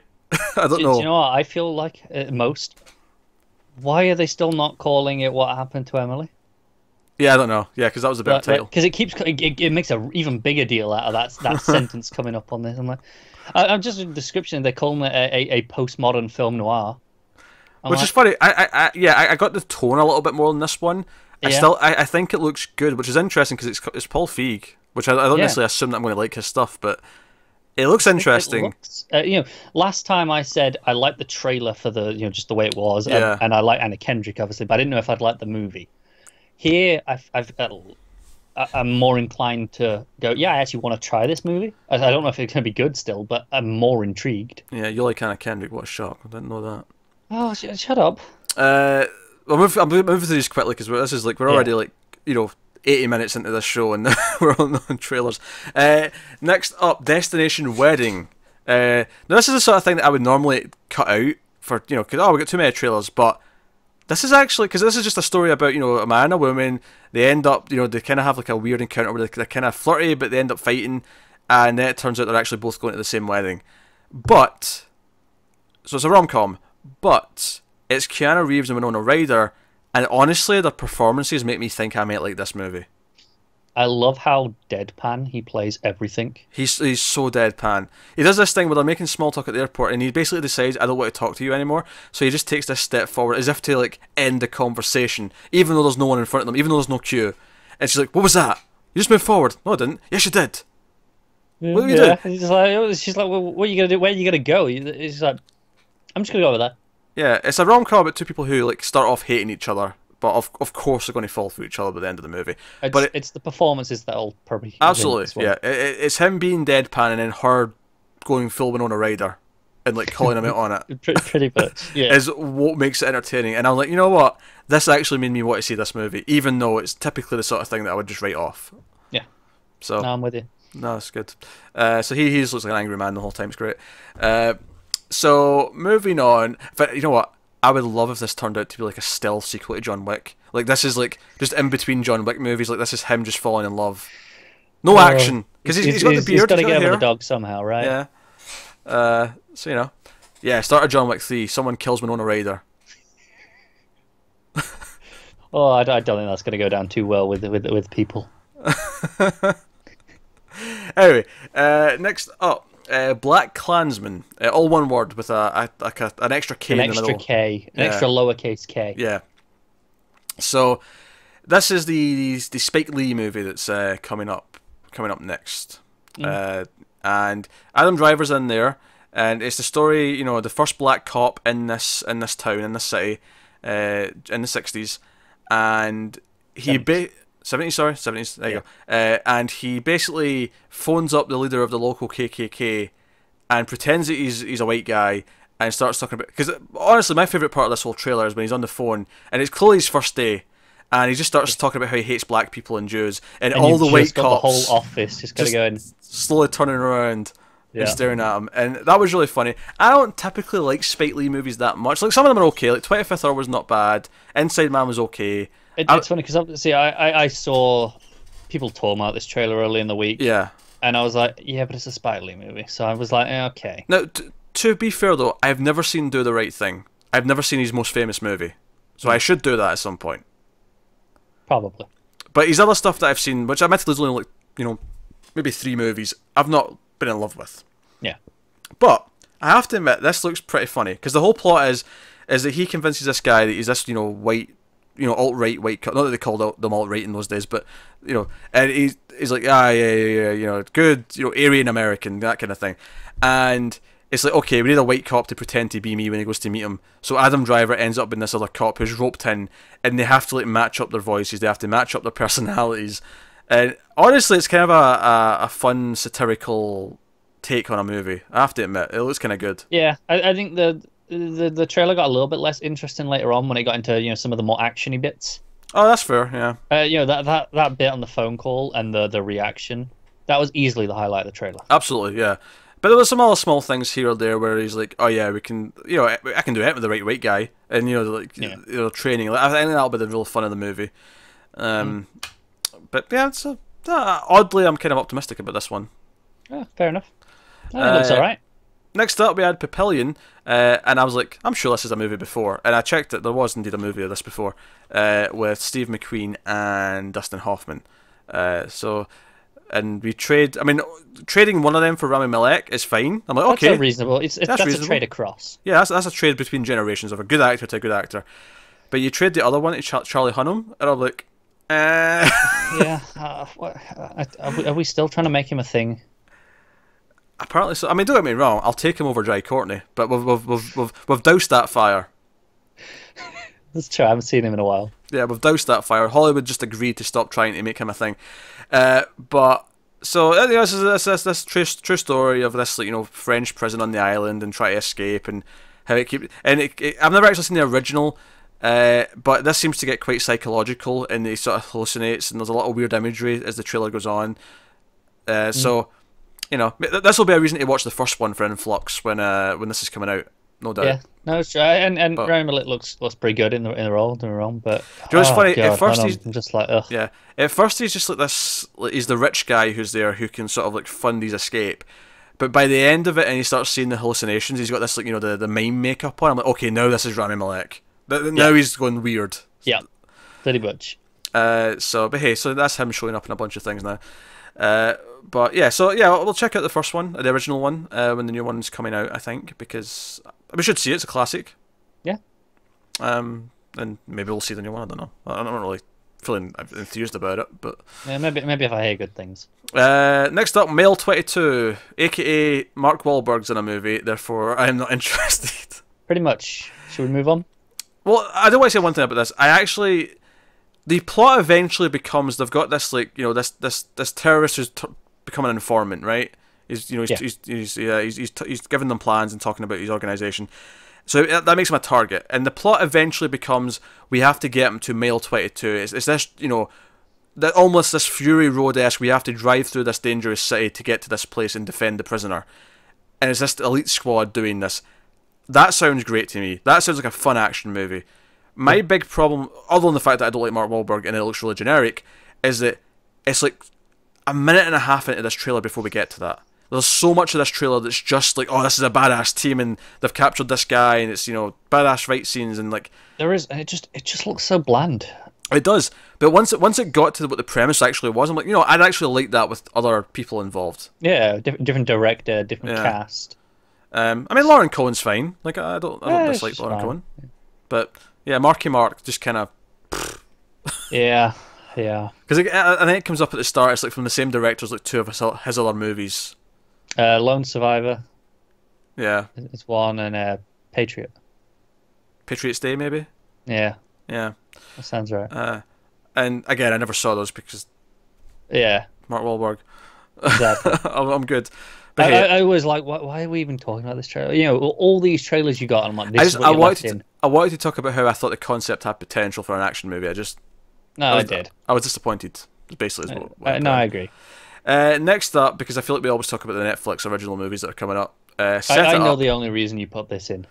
Okay, there's an actor in here that might have. I mean, obviously, don't get me wrong. Lucy Liu's fine, and what's his face? The other boss. T-Rex? Yeah, that sounds right. That's him. But the plot of this movie is you've got the two younger assistants who are in their mid-20s, and they two are really powerful business men and women. They're big bosses, and they've got their assistants, and they drive their assistants mad because they're so work obsessed. They have nothing else in their lives that makes their lives miserable. The assistants, so they basically do this parent trap setup where they make sure their bosses meet and fall in love to make their lives better. But of course, they themselves are going to fall in love by the end of the movie. It looks like a fine rom-com. It looks like a typical Netflix rom-com. But the male assistant is Glenn Powell, aka Chad Radwell, aka our Lord and Savior. Yes. Yeah. I love. Do you know what? It's him and Chanel. Like, anytime Emma Roberts shows up in something, I'm just like, I want to watch Scream Queens again because those two are just the best. Yeah, they're so good. It's true. So good. I love the phrase "morning." Idiot hookers or idiot hookers. That was it. Oh man, I love Scream Queens. I need to rewatch Scream Queens. That'll be such a delightful rewatch when I decide to do it. But I think this is a really poor trailer in that it really shows too much. Oh yeah, it goes through the whole movie. I'm like, I get it's a rom-com. There's not much you can spoil, right? Yeah. But man, it goes out of its way to go way too far. That's fair. No, it totally does. I mean, I don't think. I mean, it might be something I put on in the background at some point. It looks fine. Oh, I almost certainly will. Yeah. But it looks like a typical rom-com. It'll be inoffensive. It'll make you laugh a couple of times, and you'll forget about it afterwards. Pretty much. That's what it looks like. That'll go on in the background while I'm updating databases. Next up, we have City of Lies, a gritty crime drama. I mean, obviously, it originates from a true story. Was the actual story of Johnny Depp's character a true story? I don't know. Because he's looking into the crime, the murder of Biggie Smalls, and trying to solve that years later, and he believes that the police are intentionally not solving it. And Forrest Whitaker's in there as well, who of course is pretty good. Unless it's Rogue One, a Star Wars story, in which case he's not pretty good, but usually he's pretty good. All right. Not that I'll blame him for that. His character was awful. But yeah, so I have to admit, I'm not super. It's a gritty crime drama. Yeah, it doesn't do it for me either. I think Johnny Depp looks pretty good, actually. See, I don't typically like Johnny Depp. No, I don't either. But this doesn't look like he's not doing a Johnny Depp role. That's fair. Like he's doing something a bit different, which I think is good for him. And I think seeing him do this, I'm looking and going, yeah, I think he can do something different. And it's a shame that he always does the same quirky shite. Oh, his face is painted white, and he's got a funny voice. Or he's drunk. Exactly. Right. So it's just nice to see him do something a bit different. That's fair. Next up, we had a film called The Sister Brothers. The Sisters Brothers. Sorry, The Sisters. I've typoed it then. I've just read The Sister Brothers. No, because it's funny, because when I first read it, I read it as The Sister Brothers. And then I heard it, and I was like, oh, no, okay, it's not. Yeah. So this is John C. Reilly and Joaquin Phoenix, of all people, as these it's the Old West, and they're outlaws. And they're hunting Riz Ahmed from The Night Of, who's this prospector. He's a chemist, but he's got I've got these ways to revolutionise prospecting. And then Jake Gyllenhaal, who's not on his side at first, is going to turn him in, is then on his side because he's like, oh, you can make me rich. So it's this kind of like standoff. Ultimately, it's an action comedy. It looks kind of just okay, but I will say the cast is like, I kind of want to see it just to see why the cast chose to do this. Yeah, I think it's interesting that the Western seems to be getting a bit of a resurgence over the last few Yeah, years. I think it's interesting to me that Joaquin Phoenix especially is an actor who I expect to take serious roles. He's a serious actor. Yeah, And Jake yeah. Gyllenhaal typically as well will take mostly. I mean, he does some rom-coms and stuff here or Gyllenhaal I there. can see go either way. Riz Ahmed, typically I associate him with comedies, but he does do the occasional really dramatic roles. Obviously, Night Of is an example of Yeah. dramatic, but I'm like, damn, this is a cast. Like they've got a cast. And I thought it had a real style at the start where it's like it's all black, it's all dark, and there's a shootout happening, and it just lights up every so often, but the conversation's still happening over it. Yeah, like, I thought that was a real nice style to it there. Yeah, I thought the plot seems fine, just nothing standout, but it's the cast and a little bit of style that's making me think, maybe this may be okay. Yeah, I think I could have fun with this. Yeah, I'm not expecting big things from it, but yeah, sort of solid matinee, yeah, if you will. So yeah, next up, Down a Dark Hall. One horror movie this week. The last one's kind of a horror movie as well, actually. But this is like a traditional horror. Yeah, traditional. There you go, horror movie. With Uma Thurman in it. Yes. She's like this headmistress of a boarding school that's for delinquents. It's like, instead of going to jail, you come here. Yes. And so we have this cast of characters. The big sister Judy from Lost in Space was one of them. I noticed her. I was like, oh, that's her. Yep. And a bunch of others that I don't recognise. And it's a big mansion, and there's a ghost. Do you know what? I like this trailer until it started doing the horror parts. Like the early parts where it's all the girls get into the house and them having a bit of banter. Mm-hmm. I'm like, oh, I'm into this, and then it's like, oh, it's a horror movie. And it's a really generic looking. Yeah. I'm like, okay, I'm out now. It's a really generic looking movie. I have a personal pet peeve is that I once had a horror script that I wanted to write, and I wrote part of it. I never finished it though because clearly I never made it as a director and writer. But I wanted to do a movie called The Man at the End of a Hall, and it was all about a lot of the scenes I had in my mind were like those are the scary man at the end of the hallway, and it was like in the background and stuff. And I feel like this was doing the really shitty generic version of that, and I was personally offended. I feel like you could have done a better title. Maybe I could have, but I liked that title at the time. But I'm open to ideas. Yeah. Also, some really bad CGI in this with I think it was bats coming through a window. Yeah, no, that's fair. Really rough. So let's take us on to the final trailer of the week then. It's called The House That Jack Built. It is the new film from Lars von Trier.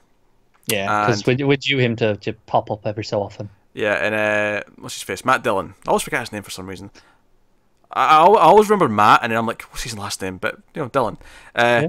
He plays a serial killer. In fact, Uma Thurman's in this one as well. I didn't even thought of that. Yeah. They're in both, and it's a very large von Trier film. It's very kind of this indie art house film, but he's a serial killer. We see him kidnap Uma Thurman, and it seems to be he has this belief that he keeps getting away with being a serial killer. So he thinks that God wants this, and heaven and hell are the same thing. Because the bit at the end of the trailer that really made me laugh is that he's not realised that when he's been dragging this body that he's left this giant trail of blood outside where people might find it, and then immediately it starts raining and washes it all away, and he just kind of puts his arm. He's like, yes, thank you. Karma's on my side. It looks like it's got that traditional Lars von Trier, very sort of quiet indie, slow scenes that let the awkward silences kind of play out. Needless to say, I think this looks fantastic. I can't wait. I'm good. I'm into it. Didn't do much for me. Sorry. Oh, come on. Matt's not going to wait to watch this. You have to watch this if I want to review it. Well, I'm sorry. It just didn't do anything for me. I was into this. I'm not super big on Lars von Trier. I don't know. I should be, but it doesn't do much for me. Joe, it's funny. Obviously, his films get very extreme, but the ones I've seen Antichrist, and I saw was it Melancholia? I think it was called, the one with Kristen Dunst. Right. The World's Ending. I think that's what that was called. And he's such a good filmmaker. In terms of how he paces his scenes, in terms of his camera shots and all that stuff, he's so good in that sense. And he's a really good atmosphere man. There's a good sense of dread in some of his films that I've seen. I've not seen some of his earlier stuff that's more notable though, admittedly. Like Elephant and stuff like that. Did he do the... No, was that Gus Van Sant I'm thinking of? That might not have been Lars von Trier. I may have been mixing my directors up there. But you know, that's the ones I've seen of him anyway. But I like them, especially Antichrist. I think Antichrist, despite like its reputation, despite its reputation, how hard it is to watch at times, I think it is very, expertly conveying ideas and like a mood and an atmosphere, and you're kind of sucked in. And this had this kind of dark, like comedy-esque serial killer thing, and I'm into this. This is like a spiritual successor almost to a Henry Portrait of a Serial Killer, and I love that movie as well, for the record, because I'm a sick man. And I don't know, nothing about this makes me just want. I don't know. I'm into it. It doesn't do it for me. Sorry. Fair enough. Anyway, with that said, it's had walkouts at Cannes as well, of course, because he always gets that. That doesn't surprise. That's not the reason I'm put off. Oh, of course not. Of course not. Anyway, so that's the last trailer. So let's pick our favourite trailer of the week to wrap up this section. Yeah, I'm gonna go with Christopher Robin, I think, because that one got me good. Actually, I'm picking something that's kind of similar to yours. I'm going with The House That Jack Built. Okay. And just as an alternative choice. No reaction to that joke at all, no. No. I'm letting it go. Okay. But as an alternative choice, I'd probably go with Bohemian Rhapsody, because not necessarily that it's going to be the best looking film, but I think it's got a really strong trailer. It's got a good trailer. No, I agree with that. It's got real energy to it. It's got a good trailer. I'd agree with that. But House of Jack Built is the one that stuck out to me. It's the one that piqued my interest. I hate to be the stereotypical indie lover of the group, but I kind of am. I'm into it. Yeah, you are. Yeah, I know. So we're about 100 minutes into the show, and we're just out of trailers. So that just bears a bit of... Well, we missed a week, but we're making up for it. I guess. Not intentionally, but we are anyway. Yep. Well, the headlining of part 2 of the general news is that Orion Classics is back. MGM are relaunching Orion Classics. Now this comes after just like last year when they relaunched Orion, which made me shit a brick. I didn't know about it, and I saw the Orion logo at the start of a movie and went, what the hell? Because I associate that with the first RoboCop and Terminator, and like a few other low budget movies from the 80s. But Orion Classics, which I wasn't familiar with this. They used to do like sort of smaller films and kind of like the Fox Searchlight of Orion kind of thing. And they used to do some foreign imports. They did like a there was the list here. Mystery Train did that. They did Slacker, which is a Linklater film. They did Raise the Red Lantern, which is a really good foreign film. It's from Hong Kong. They did a bunch of Indian foreign stuff. That was their thing. Sure. And they're relaunching Orion Classics right now. The first film from that line is going to be Domestics, which is a film that I can give you a description of in a minute. But interestingly, it stars Kate Bosworth and Tyler Hoechlin, aka Superman from Supergirl. So yeah, so they're relaunching the entire label. And interestingly, so the original line was launched in 1983, and it was around for about a decade or so. And MGM are truly trying to redo this, and this is the official kind of line. It will be competing for product rather than becoming a dumping ground for movies they don't know what to do with. Because I think that was my concern when I saw this first movie they were putting out. I thought, before I even read the synopsis, I thought, this sounds like a little horror movie they didn't know what to do with. So they're just dumping it into this. Because it mentions that the movie's coming out and it's going straight to VOD the day after it comes out in theaters. So you can expect... not the strongest side. Yeah. Well, that's the thing though. These days that doesn't mean as much as it used to. Lots of good movies go straight to VOD now. They do, but it's not the strongest sign in confidence from the studio. So yeah, okay, so what are we expecting here? Is this basically just a direct-to-video line, essentially? But no, they're saying, no, this will compete for product. It's not just a dumping ground. They tend to make it a vibrant label. Orion Classics has a long storied history of releasing some of the most unique and memorable specialised movies of all time. It is our goal to relaunch Orion Classics with the same spirit in mind and continue to have an eye on acquisitions across all platforms that entertain speciality audiences across the globe. So that sounds like it's definitely going back to indie, foreign, and maybe even cult is a word you'd maybe want to throw in there. It's like appealing to niche groups of people. Definitely. So that's kind of cool because that excites me more than usually the big budget stuff, because it's like, no, let's do some fun little weird things that are Yeah. going to appeal No, to. I'm with you. So just on the film itself, The Domestics, the film that's coming out, what was the date for it? June 28th. So that film, Domestics, set in a terrifying post-apocalyptic world inhabited by murderous gangs divided into deadly factions.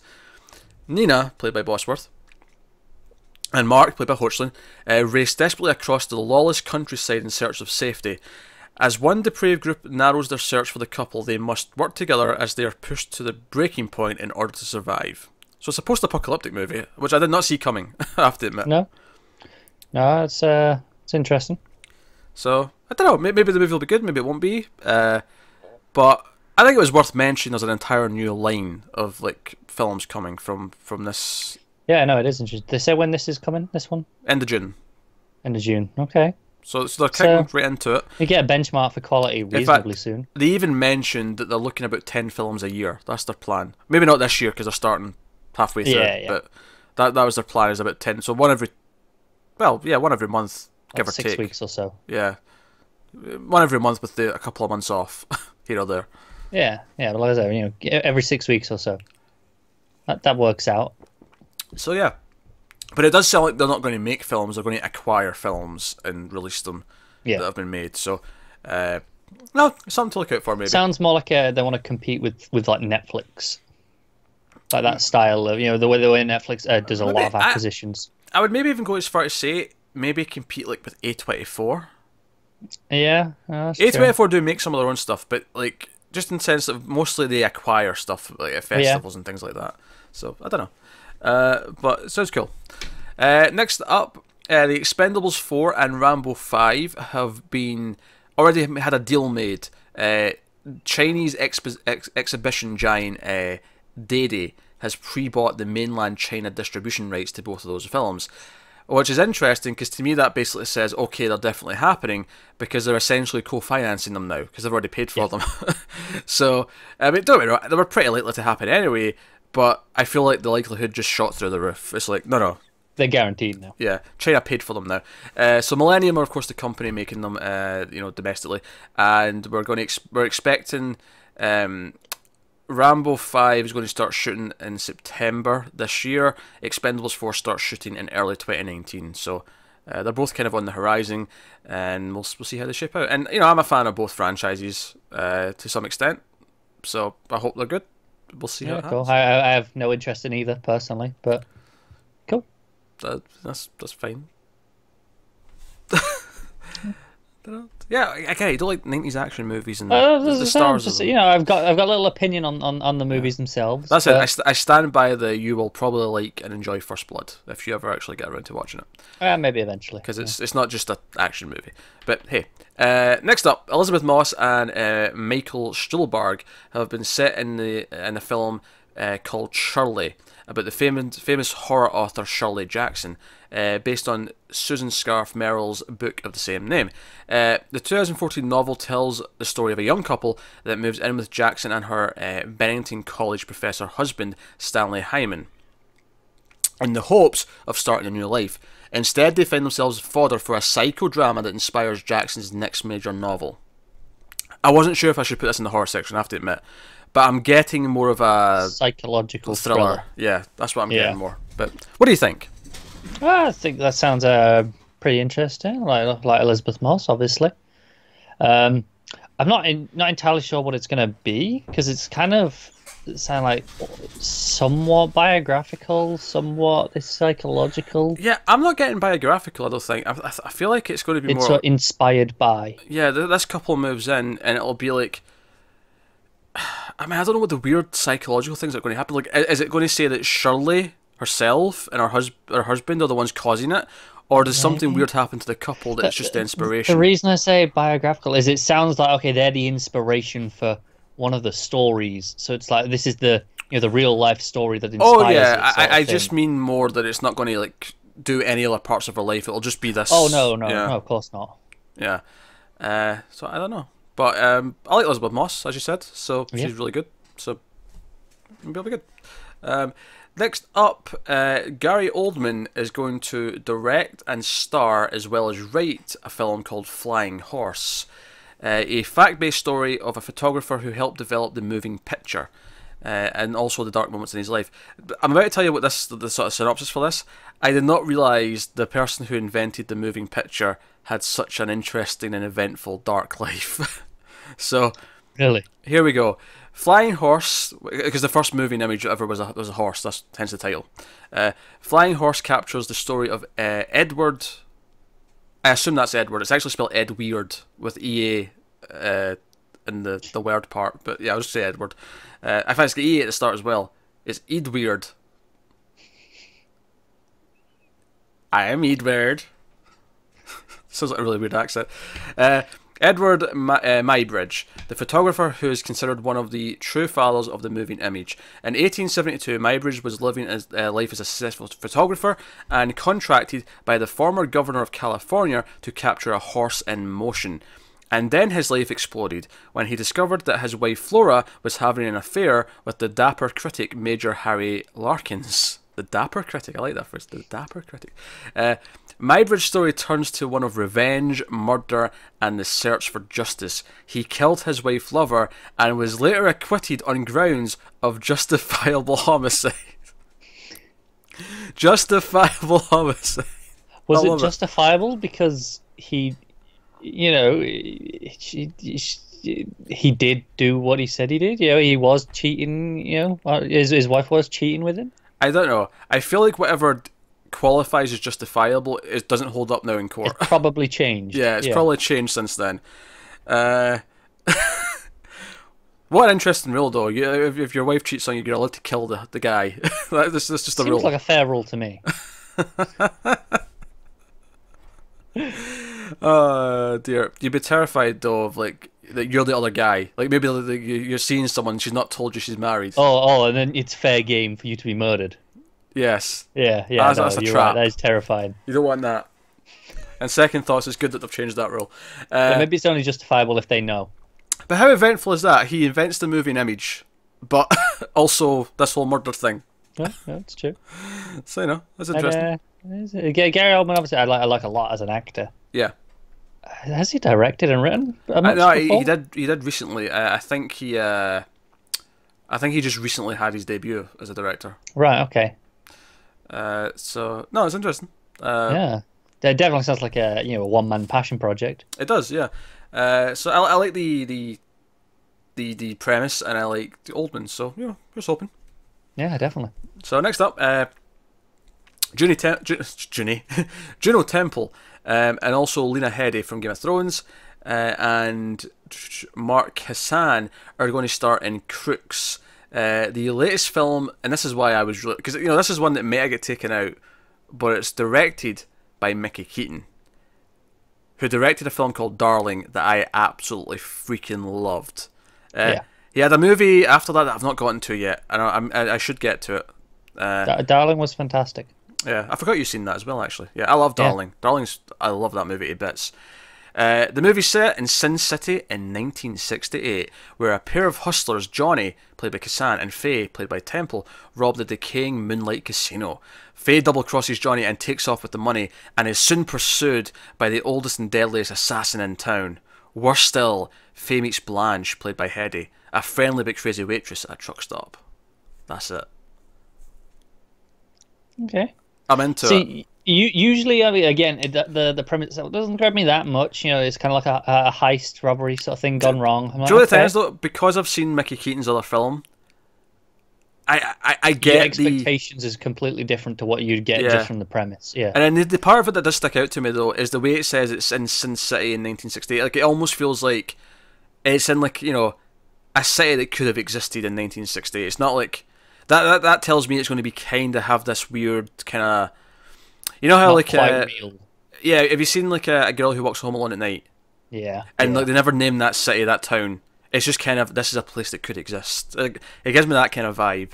Yeah, but it removed from time. Like, sure, it could be anywhere, but it could be nowhere. It might never be real. I mean, it does say 1968, but yeah. Yeah. And then combine that with Mickey Keaton's sort of like style, I'm getting a lot of atmosphere out of this. Yeah, definitely. So I'm into it. So that's called Crooks. I am excited by that, mainly based on the director, but I do think the premise tied with him does sound quite good. So All right, and next up, Fox has got Peter Cheslin to direct The Boy Who Knew Too Much, an adaptation of the memoir that Kathy Bird wrote about her son. This was something I hadn't heard about. This is kind of an interesting story, actually.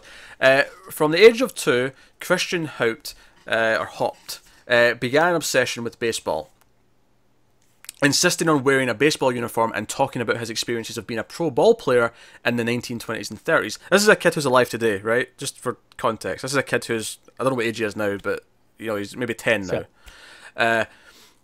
And only to have his... So he's talking about Lou Gehrig, right? Basically, this kid, when he was like 2, even though his parents had no interest in baseball, had never talked about baseball, he started becoming obsessed with baseball and spouting facts about his life as if he was Lou Gehrig in a previous life. Right, okay. But there's no reason why he would know any of this stuff. And at one point, there's like a famous speech that Lou Gehrig gave. Because I believe Lou Gehrig is slang for ALS, Gehrig's disease. Yes. You've heard that, yeah. Because that's what he died of. Presumably that wasn't well known before he died of it. Because he had a really good career and then he died. It was cut short just at the end of his 30s. But he was a really good player. He had this great record. He played for the Yankees his entire career. So big deal, 20s and 30s. But this kid just somehow had facts. He was quoting things. He was talking about experiences, even though, as far as anyone can tell or knows, he'd never had a way of finding any of it out. Yeah, TV is a wonderful thing. I mean, 2's pretty young to be taken in enough to start talking about stuff. I mean, you're probably right, but I'm just saying, so much media. They could come in from anywhere. Like, I agree with skepticism, but I still think it's a fun story. It's a fun idea that this kid actually just was reincarnated from Luke. Sure, why not? I did not expect I can't take this one seriously. I'm sorry. I did not expect you to be such a cynical little prick about this. I'm going to lie. Oh, really? Sorry, you have met me, right? I thought this was a little fun, heartwarming story. The inspiring story of a young man who began an uncanny recitation of baseball stories from another life. Tales he had no business knowing at such a young age. He is a lefty pitcher obsessed with baseball, and his diamond exploits have been well chronicled on YouTube. He's got a YouTube channel. His mother had a YouTube channel for him. Because he's apparently very good at baseball. From an early age, he was just very good immediately. Okay. Adding to the whole, conspiracy... Well, it's not a conspiracy theory. If anything, the conspiracy theory is that it's all bullshit. But, you know what I mean. The mystique of it.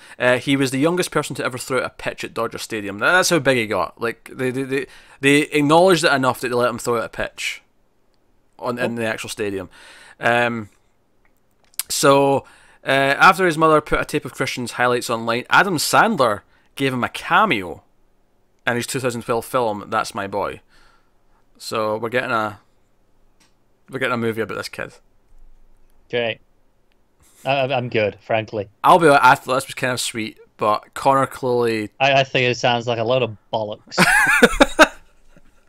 I don't actually think he's the reincarnation of this baseball player. But even just humouring it to this extent is utterly asinine.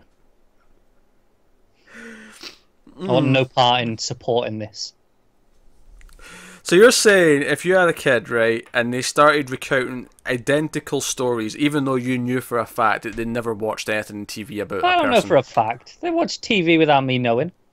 It too? Probably. I don't know, I'm an awful parent, I'm assuming. Here, son, watch Die Hard. Oh yeah, like you're not going to say that to your son. Me have kids, yeah. you fool. Yeah, exactly. To be fair, I was watching Die Hard from about the age of like 6, I think. Right, but you'd have got away with it younger if you thought you could have. To be fair, it's not like I knew about it. Like, it was on TV and I was allowed to watch it, and then I became a fan of it. It's not like I was like, I want to watch Die Hard at 4. Oh, you definitely were. To be fair, I don't remember anything from being 4 to actually have... I can just see you going, I want to watch this, and your mother's like, no, when you're 6. Anyway, that's The Boy Who Knew Too Much. I don't know, I think it's kind of sweet, but what do I know? I don't know. Whatever. Also, the most terrifying part of all this is that Connor admitted that he intends on having children, which is honestly horrifying. So, Next up, Idris Elba is going to direct, star, and produce in a film for Netflix, The Hunchback of Notre Dame. Yeah, I mean, why not? I'm smirking as I say this because there's also news in the TV news this week of a show based on The Hunchback of Notre Dame. It was, yes. But so yeah, the story follows Quasimodo, a hunchback who falls for a gypsy, Esmeralda. There's been a number of adaptations in the past, notably a Disney animated one, and then there's the really famous classic black and white film from like the 20s. I'm assuming this is more in line with that than the animated. Yeah, I would imagine this is more of a... I don't want to quite say a horror story, but I can almost see them really playing with the Elephant dark Man. Tragedy. Yeah. Elephant Man-esque, I think, I'd maybe go with. Yeah, no, I don't see that. Next up, we have the Night Clerk, which we've talked about this before. Ty Sheridan's in this.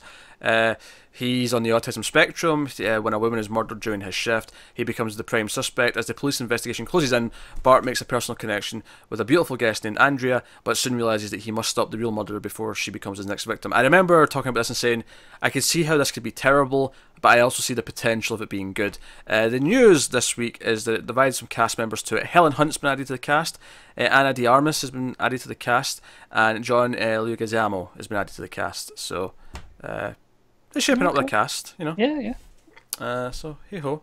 Michael Christopher wrote the screenplay and is directing, so hopefully it ends up something good. Next up, Michelle Williams is going to be in a film for Amazon Studios. She's going to produce it as well. It's called This Is Jane. It is the true story of a Chicago woman who founded and ran the underground abortion service called Jane. Kimberly Pierce is directing. Here's the full synopsis. The drama penned by Dan Laughlin, based on Laura Kaplan's non-fiction book, The Story of Jane, the legendary underground feminist abortion service. Jane... That is a mouthful. I know it is. Jane was run by a group of women who taught themselves how to perform abortions in the years before Roe v. Wade. From 1968 to 73, they helped more than 11,000 women by providing safe, albeit illegal, services denied by the medical establishment. They also provided health education and counselling. Williams is going to play the role of the Jane founder, known as Jenny. So, what baffles me about this is that last part, especially when it says that they also gave health education. I'm like, man, the health service was shit. Yeah. Where did the name Jane come from? I'm really intrigued. I actually don't know.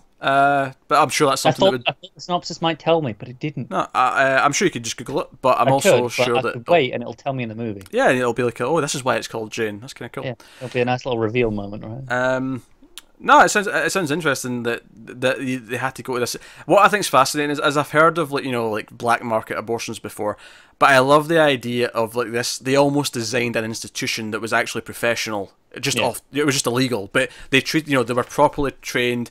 They went about it in a mature kind of like, it wasn't like, oh yeah, we'll take you into the back room and like this guy will shove a coat hanger up, like, it was not that. It's like, no, these are people who know what they're doing, and they treat it properly. It's funny how much it reminds me of Mary Kills People, but that's like a euthanasia service, which is still obviously illegal, but it's like that, and she does that off the books, but for something that they should just have had. That's an interesting premise. Obviously, it's an important story, and I've never heard of this group specifically. No, me either. I know. There you go. This Is Jane is the title of it, which I like, because they could have called it just Jane, and that would have sucked. But This Is Jane is like, oh, what is this? What is Jane then? Yeah. So. And it's better than that stupidly long title. Oh, yeah. The Story of Jane, the legendary underground feminist abortion service. Yeah, don't call your movie that. No one will go see it. Yeah. You ain't fitting that on a poster. Alright, next up, we have Amy Pascal has got Pascal Pictures on the go. After she got kind of ousted from Sony for all the emails and whatnot, she set up her own little thing. And she's been setting up projects through Pascal Pictures. And after a competitive bidding situation, she has won a sci-fi pitch from screenwriter Cat Wood. This is the second project she's got from Wood, specifically, following another sci-fi project called Envoy, which I'm sure we talked about when it was first announced. This latest pitch is entitled... Oh wait, I thought this was Genius, but there's no I. Is that a typo? Then. Is that a typo in the article, or do you think it's Genus? It could be Genus. It's the species thing, right? For Latin. Yeah, I think I just assumed it was Genius, so now I'm like. Let me hear the context of the synopsis, and then I might know. Because Oh yeah, it will be. Yeah. No, you're right. You're right. Described as a thriller about a scientist who accidentally brings back a prehistoric form of human species. yeah, Okay, genius. there you go. That makes sense. Genius still worked though when I thought it was genius. It does weirdly Because you have to be pretty smart to do that. you do, yeah. I mean, I really hope so. Anyway, Yeah. That's one of those things where I just saw the word and I saw the one that is more common. yeah. But hey, so it's worth mentioning that Cat Wood is a former Earth scientist and journalist for the BBC. So history and science actually. So. Cool. So it's cool. But I like sci-fi movies, so it sounds interesting. Sounds a little bit different as well. Yeah, definitely. So, next up, Jennifer Fox, the producer behind Michael Clayton, has optioned the film rights to a fantasy book series called Earthsea, all one word, Earthsea, by Ursula K. Le Guin, who agreed for Fox to translate her work into a series of films before she passed away in January. So she just died a few months ago. Yeah, I was going to say, I'm sure that these names are sounding familiar. It's probably because I saw some news articles a couple of months ago. Yeah, so the series, which was first introduced in the 1960s, is comprised of 5 novels and 8 short stories set in a fantasy archipelago of hundreds of islands, imperialized by those who use magic to gain power and upset the delicate balance. Most of its characters are people of colour, and the emphasis is on understanding nature and human nature, not possessing power over them. Sounds like a fantasy story. It does. It does. I like I'm down. What? I'm down. Sounds good to me. I mean, obviously, I'm not super into fantasy. I like the idea of the archipelago part of it, though. The idea it's all these little islands somewhere, all sort of like connected. Like, is one little island like one type of species of person? Or fantasy race, no, I'm with you. And then so on. Like, I don't know. Obviously, this is an old series. Yes, it's from the 60s, so it's been around for a while. And it makes sense. We're optioning all sorts of books now to turn them into movies. So why not this one? Hey, we can never have enough fantasy. Nah. Look, we got plenty of sci-fi right now. I want some fantasy too.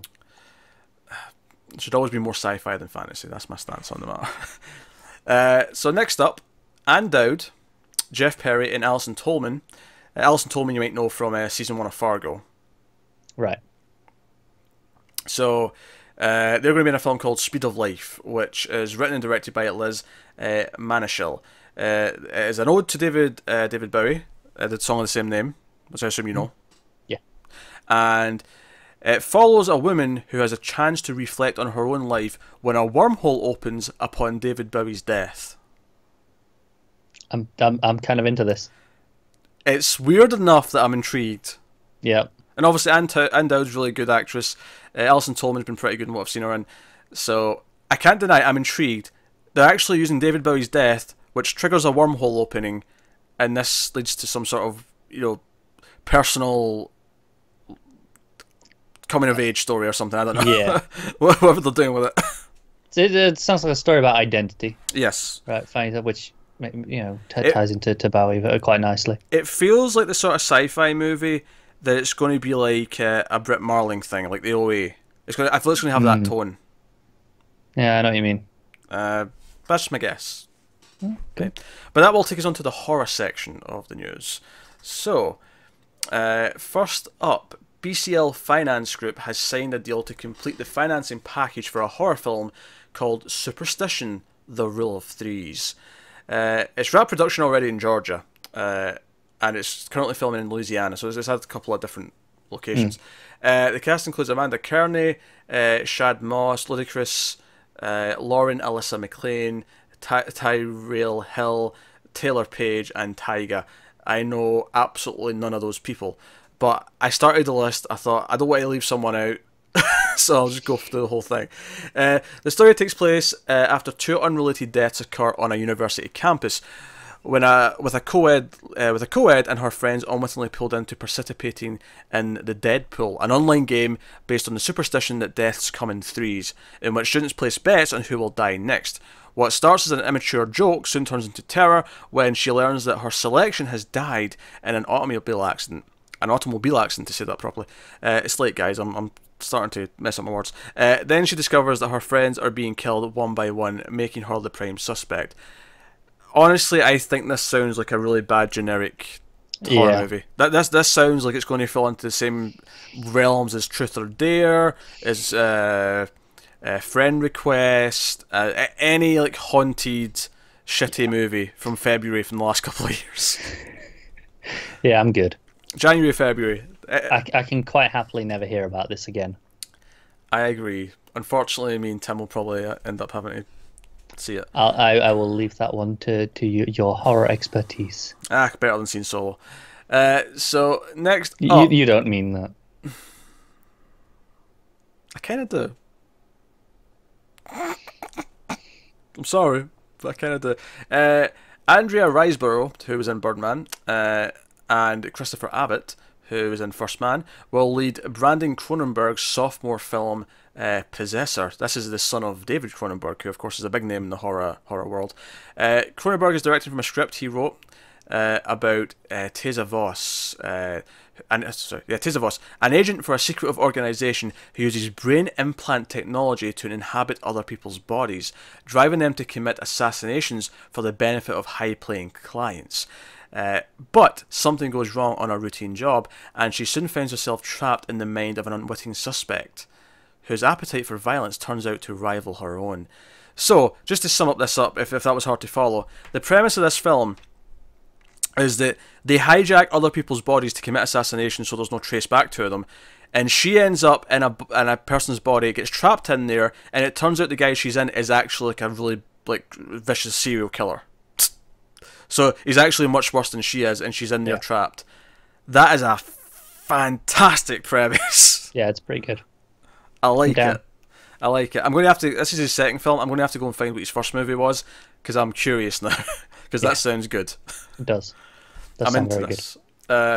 So I expect lots of fun stuff from that. But hey, so that is Possessor. Cool.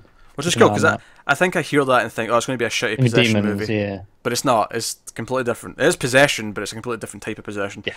So that's cool. And then finally, the last story on this week's very lengthy news. Selma Blair and Graham Greene are attached to star in a horror thriller called The Great Illusion. The plot follows a tortured FBI agent suffering from an irrational fear of darkness as he investigates a mysterious former prostitute in order to catch a vicious serial killer. That's it. Not a lot to go on.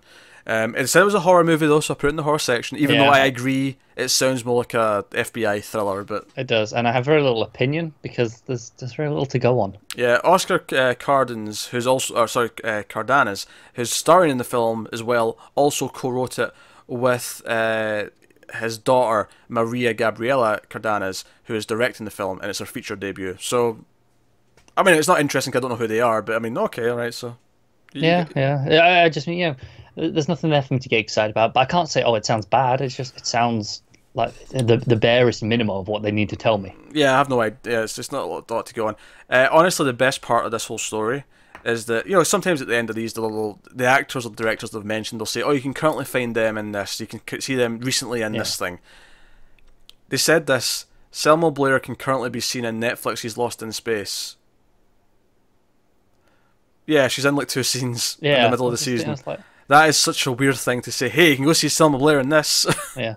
Honestly, my favourite thing about this story is it's the end, so I can go to sleep soon. That is true. That's true. So we've done with the news, and obviously Connor mentioned he had seen one thing. Although I've got a feeling it's what me and Matt reviewed last week. So it is. So I'm going to keep it very brief. It'll be a quick conversation. Yeah, this is Deadpool 2.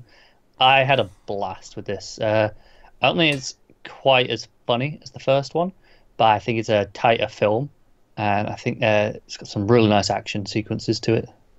And I had a lot of fun. I'm really happy that it exists.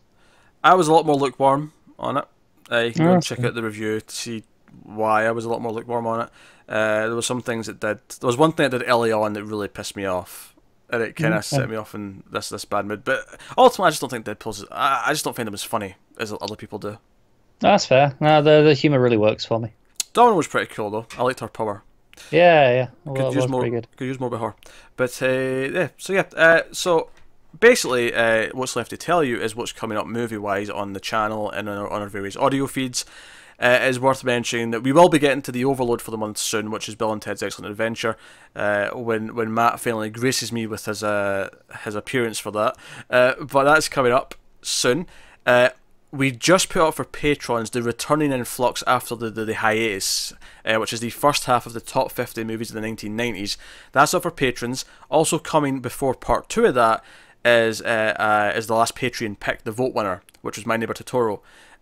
We will be doing that sometime next week, and then part 2 of the top 50 of the 90s countdown. Of course, if you're on YouTube and you're not getting them early on Patreon, that's cool. You'll get part 1 of the countdown a week from now on the Friday.